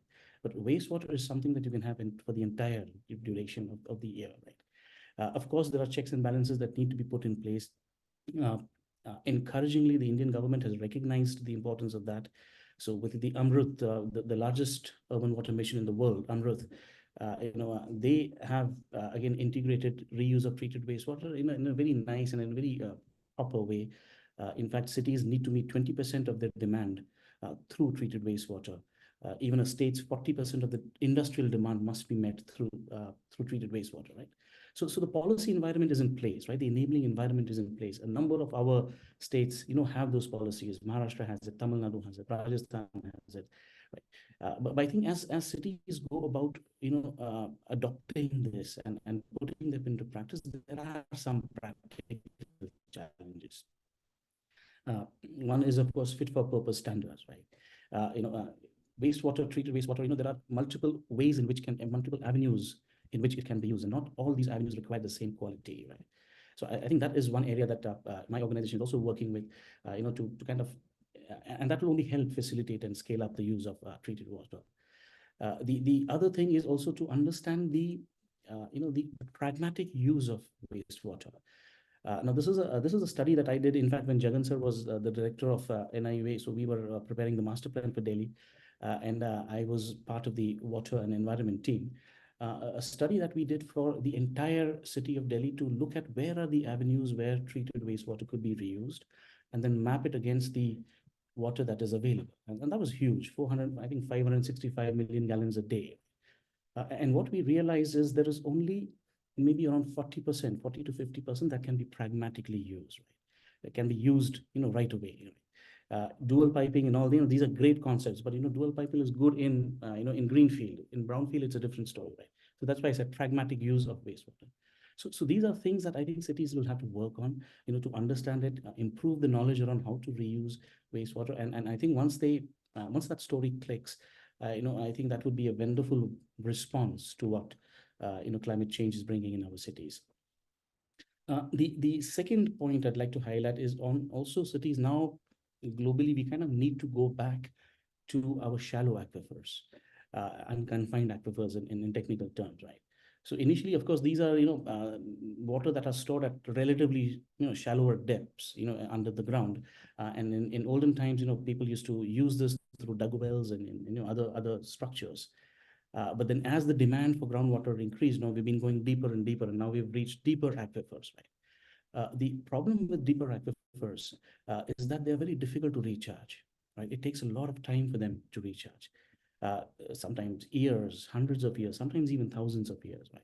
So the practice of tapping into deeper aquifers must, I think we need to kind of restrict that and go back to shallow aquifers, which are relatively easier to recharge, relatively quicker to recharge. In some cases, even 3 days, 4 days, you can actually recharge, shallow aquifers, right? Of course, there are quality concerns. Of course, there are checks and balances to ensure that, the shallow aquifer, the quality is usually a little bit poorer than what it is in deeper aquifers. But there are ways around it, right? Again, this is something that we proposed to the Amrut mission, because I think we were very convinced that this is something that India must pursue, given that India is the largest user of groundwater in the world, right? We account for 25% of the global abstraction, right? In fact, we use more than China and USA and China combined, and they are in number 2 and number 3, right? So groundwater is an important thing for India, and it's important that we use this sustainably. So Amrit, I think, was convinced, and now they have launched a program, a pilot program actually, on reviving, shallow aquifer management practices in some cities. So we're doing that in 10 cities in India, and hopefully the outcomes of those cities will help scale it up to the remaining Amrit cities, right? And finally, the third very important thing that I think cities need to look at, and this comes from observations of cities that have actually turned around their situation, some water leaders, like Melbourne, if you look at Singapore, and that is, they kind of need to engage with citizens in order to make that success story happen, right? Water is such a thing that, no matter what the government does, no matter what policies it introduces, unless there is support from the citizens, it's going to be very difficult to roll out, or, it's to have fruition of those kind of policies. Melbourne, for instance, right, after the Great Millennium Drought, before that, I think their per capita water supply was somewhere around 350. They brought it down to 155. And a major attribute of that success story was that continuous IEC engagement that they had with citizens, different categories of citizens, to sensitize them and to encourage them to adopt the practices that are required. Same thing with Singapore. I think we all know the story of New Water, right? And I think that's pretty popular. But then again, that program was not rolled out instantaneously. There was a 2-year campaign, where the citizens were educated, they were sensitized to it before they were able to actually roll out that campaign, right? So I think in India, we've had our fair, I think this is an area that we kind of need to work on a little bit more. Although there are certain examples, I think somebody was mentioning Bhubaneswar, I think in the first panel, Odisha. Odisha is a good model, and they have this Jal Sathi model where we have women self-help groups who are actually involved, in the management of water. In fact, we are actually involved in a project in Orissa where we are evaluating 24 cities in that state where the drink from tap mission is being implemented, right? And I think it's a great model. It's a start, definitely, and I think they can always scale it up. But it's a great start to have, right? Another example is in the city of Chhatrapati Sambhajinagar, previously called Aurangabad, right? It was a community-led effort that actually led to the restoration of the Kham River. Okay, it was in a deteriorated state. I think people used to identify the river as the Nala. Nobody even knew it was a river, right? But the then commissioner and around 40,000 people, they came together and then they turned it around. Right? So the involvement of citizens, involvement of the general public in measures of this sort is critical for the success of any response to climate change, when it comes to the wash sector. Right? So I think, with that, I just want to say that I think while there are challenges, and I think wash sector has its own set of challenges, there are also wonderful avenues and opportunities, for us to work differently, to challenge the business as usual, and to define slightly different trajectories that will then help us achieve, those, and help realize, those aspirations that we have as a country, that we have as cities, to have more water secure cities where wash climate resilience is mainstreamed in wash as such. So I'm going to stop here and I'll turn it over to you, Shubha Gato. Thank you very much, Victor. That was very interestingly put, and with the cases from various parts of the world was very interesting to hear that options have developed across to address city level challenges. Dr. Rajashekar, could I request you to come in at this stage? I guess you all have been colleagues at some stage, so it's good to hear from your change perspective or similar perspective, because it is a long-term process, that we are all involved in. Over to you, Dr. Rajesh. Thank you. Of course, the previous speakers have been I've been associated with the previous speakers over the last 1 decade. In case of Mr. Jagan Shah, a bit more, and it's always a pleasure being part of the panel which has such eminent experts talking about wash. I myself is not a sanitation or a hygiene expert, but definitely water has been very dear and near to me over the last 2 decades. When we talk about different actions which can be taken at local, national, and also international level, it's important to consider what and how we educate ourselves. I just want to pick up on the point which Victor left by saying that people need to be more educated. I think there has been a considerable improvement in our awareness when it comes to hygiene. That is one of the outcomes of Corona, while it has been quite disastrous. I think the awareness about hygiene has increased substantially because of that at a global scale. But the same is not the case for water. People take water for granted. When it comes to a simple water supply, of course, in India, it's the right of citizen to have access to safe and clean drinking water.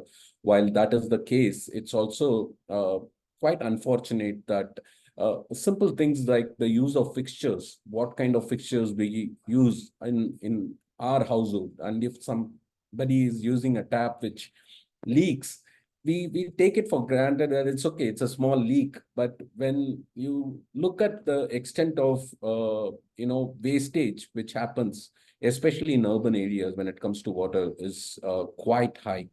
Even though we have been over the last 1.5 decades trying to monitor, measure, and also look in terms of the non-for revenue water, or unaccountable for water for quite some time. I think this is an area which requires a substantial amount of technological intervention, but also in terms of awareness amongst people at a household level, and even in some cases institutional level, to bring about that change. because the extent of wastage is close to 50% in some cities. And cities like Delhi, which supplies to a huge, especially when you compare the NCR region, the wastage is quite high. And many a times it takes, I'm just looking at the recent example of Vasant Kunj, which is quite a popular place in Delhi, South Delhi, but it took them more than a month or two to detect the mix of wastewater and potable water, sewage water and the potable water. They had to dig across the entire JNU wall to come up with to understand where the leakage was before they even went about fixing the problem. And this is Delhi, and this is a city which has access to technology, which has access to resources, which has access to expert, and also resources for that matter to address the problem of such a small case of leakage. If it takes such a long time, just imagine the plight of other cities across the country.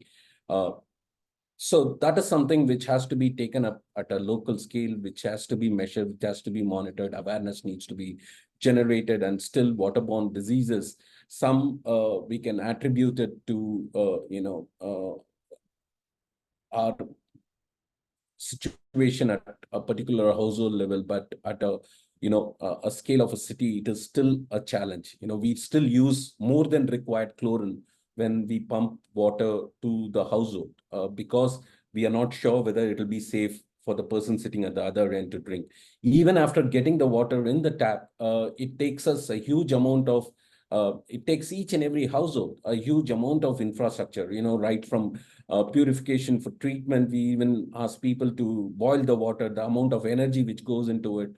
So when you put all these things together and over and above it, a place to store, pump it onto your, overhead tank and also distribute it, the cost is huge. I think we can, just by improved awareness and use of certain technology, we can reduce the cost. The second thing, coming to a city or a national scale, while water has been made as one of the right of citizen to have clean drinking water, it is also the cost what we pay for it. Right now, the cost of water doesn't take into account what Victor was mentioning earlier, that cities have to go for a long distance to fetch its water.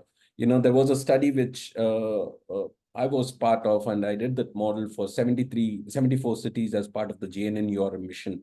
In 2030, pretty much all cities, all major cities, 20 plus, have to go more than 200 plus kilometers to get its water. What that means is that, the city growth doesn't have will not be able to access water given the hydrological network we have. So if you take a certain hydrological network to cater to a particular city, if you want to access safe and clean drinking water just based on the rainfall, and if we don't end up depending on the groundwater, which we do to a certain extent, just for the drinking water needs, many of the cities have to go a long way. We are already doing it. If you look at Calcutta, the Faraka barrage, we are getting water from there. It's a network of systems which we have put in place. If you look at Indore, it's getting its water almost close to 74, 75 kilometers from the Narmada, and it has to pump it for 1 kilometer, 1,000 meters high elevation to get it to its residents. But this cost never gets into the water bill. This goes to the state, or this goes to the city in many cases, and that's what we need to make people aware of. I think a telescopic system of charging for water, but providing 24-hour water supply is going to be the game changer. Many are tried it, but there has also been a lot of pushback from people in terms of charging for water. But I think before even we start charging for water, we should let the citizen be aware of what is the cost of their drinking water, which they are getting it in their household. Right now, that awareness campaign doesn't include that. And that's why wastages are happening. I'm sure that it has to go not only to the household, but also to schools and other things where people become sensitive. It's public money which they are spending or wasting by not taking these things. The other thing which we have to do at a national level is, repurpose our dam management regulations. Right now, much of our dam management regulations are focused towards the multi-purpose nature of the dams, for which it was constructed some 50 years back. Right now, the economy has changed. Our economy is heavily dependent on cities rather than on agriculture. So I'm not saying that we should not store water for agricultural needs, but agriculture still consumes close to 80 or in some cases 90% of the dam, reservoir, water stored in the reservoir, whereas urban or cities end up consuming only 3 to 4%. So if cities' economies are heavily dependent on water, then this factor has to change. Cities need to get its proportionate amount of water. This will help them by reducing their, groundwater, or accessing groundwater, and thereby safeguarding the aquifers. Because aquifers once used, I think it's going to take decades, and in some cases, more than 100+ years for it to get recharged, because only 5% of the total rainwater can be used or goes into the natural recharge process, provided we have that kind of a soil. In some cities, it's not even possible for groundwater recharge to take place. So safeguarding our aquifers is going to be, it's very important. And for that, we need to make sure that the cities get their need or fair share of water from the dam. And for that, the dam management rules and regulations need to change. Overall, I think that CDRI is working on is, our current urban strategy was launched in COP28, and the focus is very much on water, both in terms of the excess water leading to flooding and also lack of water leading to drought. And cases like, Chennai, which faced, severe water shortage in 2015-16, but also faced floods very much the next year and also the subsequent years, is a very good case. A city can't only talk about flood management, but they have to also talk about drought management. When we talk about drought management, we should not only talk about the meteorological drought, but also hydrological drought, and also, the water scarce regions within cities, and access to safe and clean drinking water should also be considered as a possible drought scenario. Earlier, we used to debate, what extent of water we consider as flooding. In India, if you have 30 centimeters of water, they call it water stagnation or waterlogging. We don't call it as flooding. But if you go to some of the other developed countries, even a 10 centimeter of water is considered as flooding because it affects your movement. So for us, we need to change the definition of drought in India. We can't still keep talking about, we had a good monsoon, so we are drought free. But in cities, the economies are affected. The good case is the case of Ahmedabad. The city changed in the last 2 decades because they had access to water. If you look at the growth rate of Ahmedabad from 1947 to pretty much 2000, it was not that much. The city was growing pretty much at the rate of 1 to 2% a decade.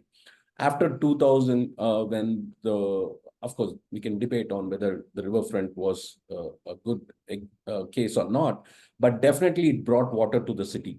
The groundwater recharge happened substantially. People stopped using bore wells, and the businesses thrived. If you look at the last 2 decades, the growth rate within Ahmedabad city has been pretty much 1% every year.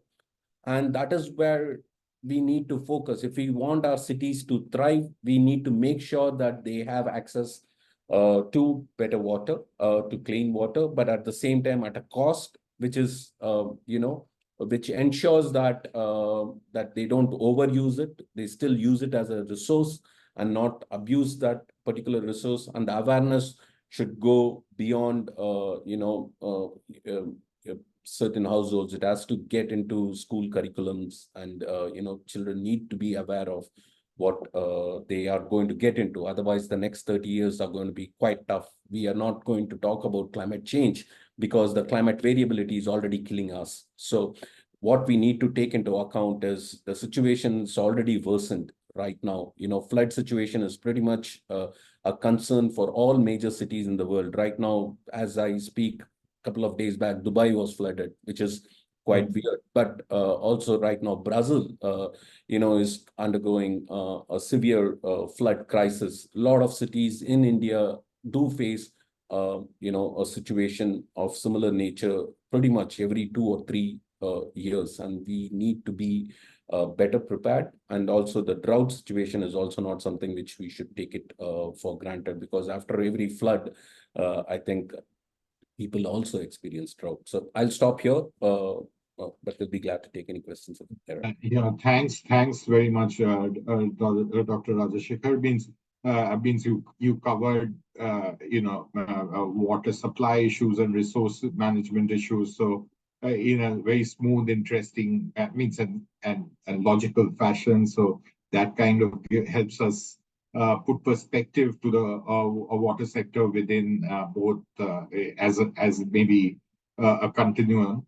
Given its IPL season, and we are in the 18th over. I was wondering, we should have an impact panelist, and we are lucky to have Suresh Rohila on the call. So if I may introduce him, he's with the IWA earlier. Suresh, you have 5 minutes, 12 balls to please come in and add to the conversation. Suresh, you're there?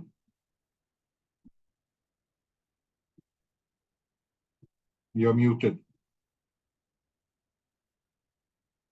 Thanks, Shubhagato. And I have been attending the entire session. Luckily today I had some time, and I was very impressed by the high-powered panel you put together. I would not repeat the things what have been covered by other speakers, but I would like to say that, having worked in India for almost 2 decades and also in international development arena in this space, and I myself being trained as an urban planner and highlighting the importance of that, climate change, climate resilience and disaster management is a multidisciplinary, interdisciplinary response. However, the responsible institutions are more linear. So that is the biggest challenge. And at IWA, for example, we see that, and many of the examples were being mixed and matched. Like we were saying, some places we work in cities where you have utilities. Utilities are certainly only responsible for seeing WASH as a network and service. But if it is a small town, then it is the urban development department, where WASH is seen as a, moving away from sewerage. It is more sanitation, but however they struggle because these are not decentralized.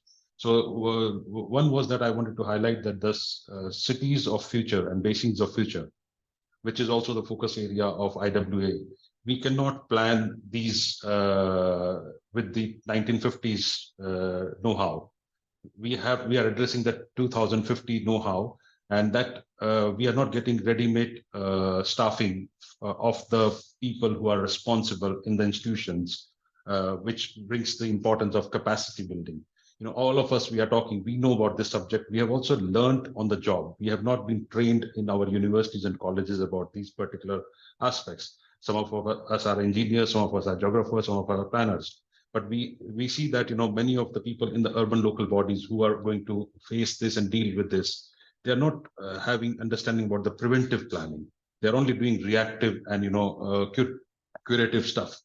So I think nobody's talked about network and communication, which is the key today. If the climate action has to take shape at every level, I think the network and communication is not even talked about, because it is an interdisciplinary complex problem, as one of the speakers, Jagan or Oma, had said.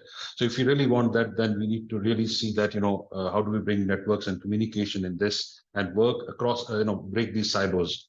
And at IWA, as well as in my individual capacity, we have been involved. I have been involved in developing a community of practice where we can have lighthouse examples. Otherwise, there is always said that, pilots never fail and pilots never scale. But the whole thing is that when people, some of us keep on using the word mainstreaming, what does it mean on the ground? And there were several examples which were presented by Shruti and, various other people, that how also Madhav presented in the main session. I think there are some hand-holding things which is required, and, which will change the way we become more climate resilient, and how do we address these disasters. I have a whole body of work, which as a head of Center for Excellence for Ministry of Housing and Urban Affairs, which was developed as, toolkits for practitioners on WASH, which actually addresses this without even referring to climate resilience and disaster management, which actually addresses the need for urban local bodies and cities to move towards addressing or building into this into preventive way. So somehow we'll have to see that, big is not always that great. You have to have tiered approach and integrated approach. All those examples which are being presented where, integration of water sensitive design, connecting housing and shelter with WASH. You cannot talk WASH without talking housing, shelter, and, without connecting with urban planning and design departments. And there are inherent opportunities which exist, which Subhagato, I think, is enough to at least start making some interventions. I'll stop here, Subhagato, realizing that I'm the last wildcard entry, or whatever you say, impact speaker. I hope I have been able to give You are not watching cricket, Suresh. You should watch the IPL. Thanks for giving me the opportunity. Thanks, Suresh. So can I come back to each of the panelists, means maybe in the same order, Shruti, if you can go, are there any, means I have a set of questions, but I wanted to first think of means whether there are any responses to the other panelists that you have in mind that came to your mind while to initiate just a conversation. We can't take it very far today, but just what kind of areas might be of interest, and we'll go around to see means how the panelists in their current positions are and their interests. Is that a fair entry? Sure, and I will be very brief because I do have to jump off in 1 minute. But it was such a rich discussion, right? I mean, it was really so interesting to hear from everyone. Of course, I know of all the panelists, and I know like they bring in so much knowledge on the table. So every time I hear them, it's like it just is really interesting. I don't have anything to add, but I really feel like it's, if I can just say that it's really time for action, right? And it's the economics of things. And I think Jagan did also say that it's just not infrastructure, it's the human life and other aspects that also need to be accounted for. And also the very sort of impactful examples that Mahesh and Victor brought forward from their extensive work in this field, right? So I just think that, there's so much, there's actually so much happening, and there's so much knowledge and experts that are already working in this field. I really think it's time to do those kind of projects on ground and not look at climate separately. I don't think we have that time, right? And I don't think climate is, or any of this discussion that we're having is any different than just making cities livable and equitable. I mean, that's it. Like, if you look at the basic principles of how cities should be healthy, clean, equitable, and it drives economic growth, balancing of sort of all of this, and providing its citizens clean air, all of that, you would actually come to the answer that we are seeking. So I think sometimes we complicate too much in trying to kind of think through things. I think it's really about delivering just simple, basic principles on ground of how cities should function. And I just want to thank this conversation. It was so rich. So thank you to all the panelists and, Anandita and you, Shubhagato, for organizing this and asking all the pertinent questions. Really appreciate the discussion today. So thank you. Thanks so much for being able to join us.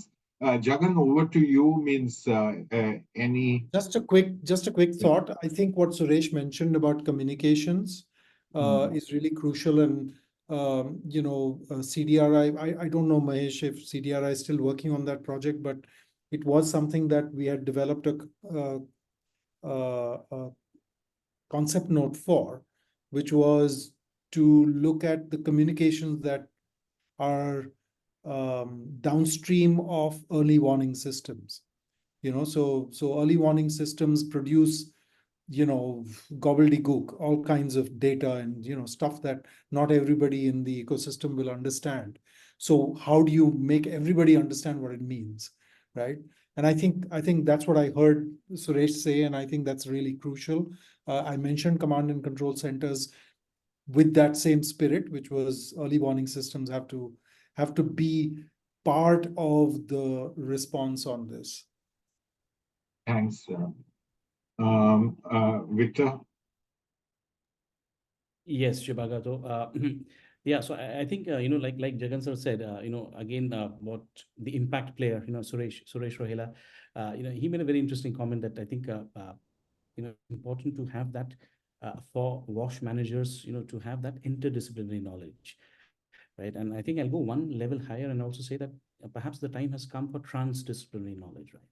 Interdisciplinary is just having awareness of different fields, right? But transdisciplinary is actually applying that awareness, applying that knowledge, into projects as such. And I think, capacity building, having a different discourse of education, I think this is going to be really, really critical. And Shubhagato, I think your center at AIT is precisely doing that, right? So I think this is fantastic that such insights are emerging, that would helpfully help the WASH managers of the future to be more prepared to the impacts of climate change.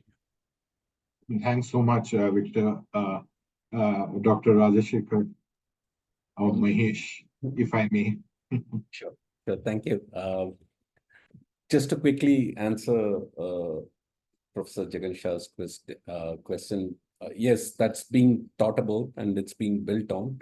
What is more required and what we are working on is not a generalized warning, which currently there is a larger push even by UN, that is early warning for all, which is going about. And that I'm not saying it has achieved its goal. It's substantially lagging behind, compared to what we all tend to achieve by 2030. So there is a need for early warning for all, but that said, there is a need for specific contextualized warning for system operators, especially in the area of, water network, either the water supply, water treatment, wastewater management, so on and so forth. Right now, the generalized warning is being promoted, but that's a good start, I would say. But we need much more contextualized specific warning, even in terms of handling certain, water-related disasters or to avoid water-related. So we don't know what a water, operator should do if there is a flooding of X level, or if there is a rainfall of X level, how it is going to impact different, supply areas. So that is something which is very well needed, and we are coming up with a community of practice to address some of these core issues. I think that's need to be debated on, because we don't have solutions, ready-made solutions existing. Some cities have a good system, but that cannot be applied globally. So that is something which we are working on. And a quick thought, or something which I would want to say that we need to work on is finance, or putting a number to the risk. Right now, we are not putting a number to the WASH sector. We are still making it much more qualitative, which it is needed. But at the same time, once you start putting numbers, it gives a different, or it'll attract different stakeholders to the conversation. Thank you. Thank you. Thank you very much. I will just thank the panelists in one go. It was delightful to have you here, and this conversation was super enriching. Over to you, Anandita, in case No, you have another thanks to do. only thank you. Thank you for sparing time. Thank you for joining, everyone. And see you soon. Thank you. Thank you. Thanks. Bye. Thank you, Bye. Anandita. Thank you, Shubhagato. And Bye. Boisaki. Thank you. Bye-bye. Thank you. Thank you all. Bye. Bye. Bye. Good friends. Bye-bye. Bye.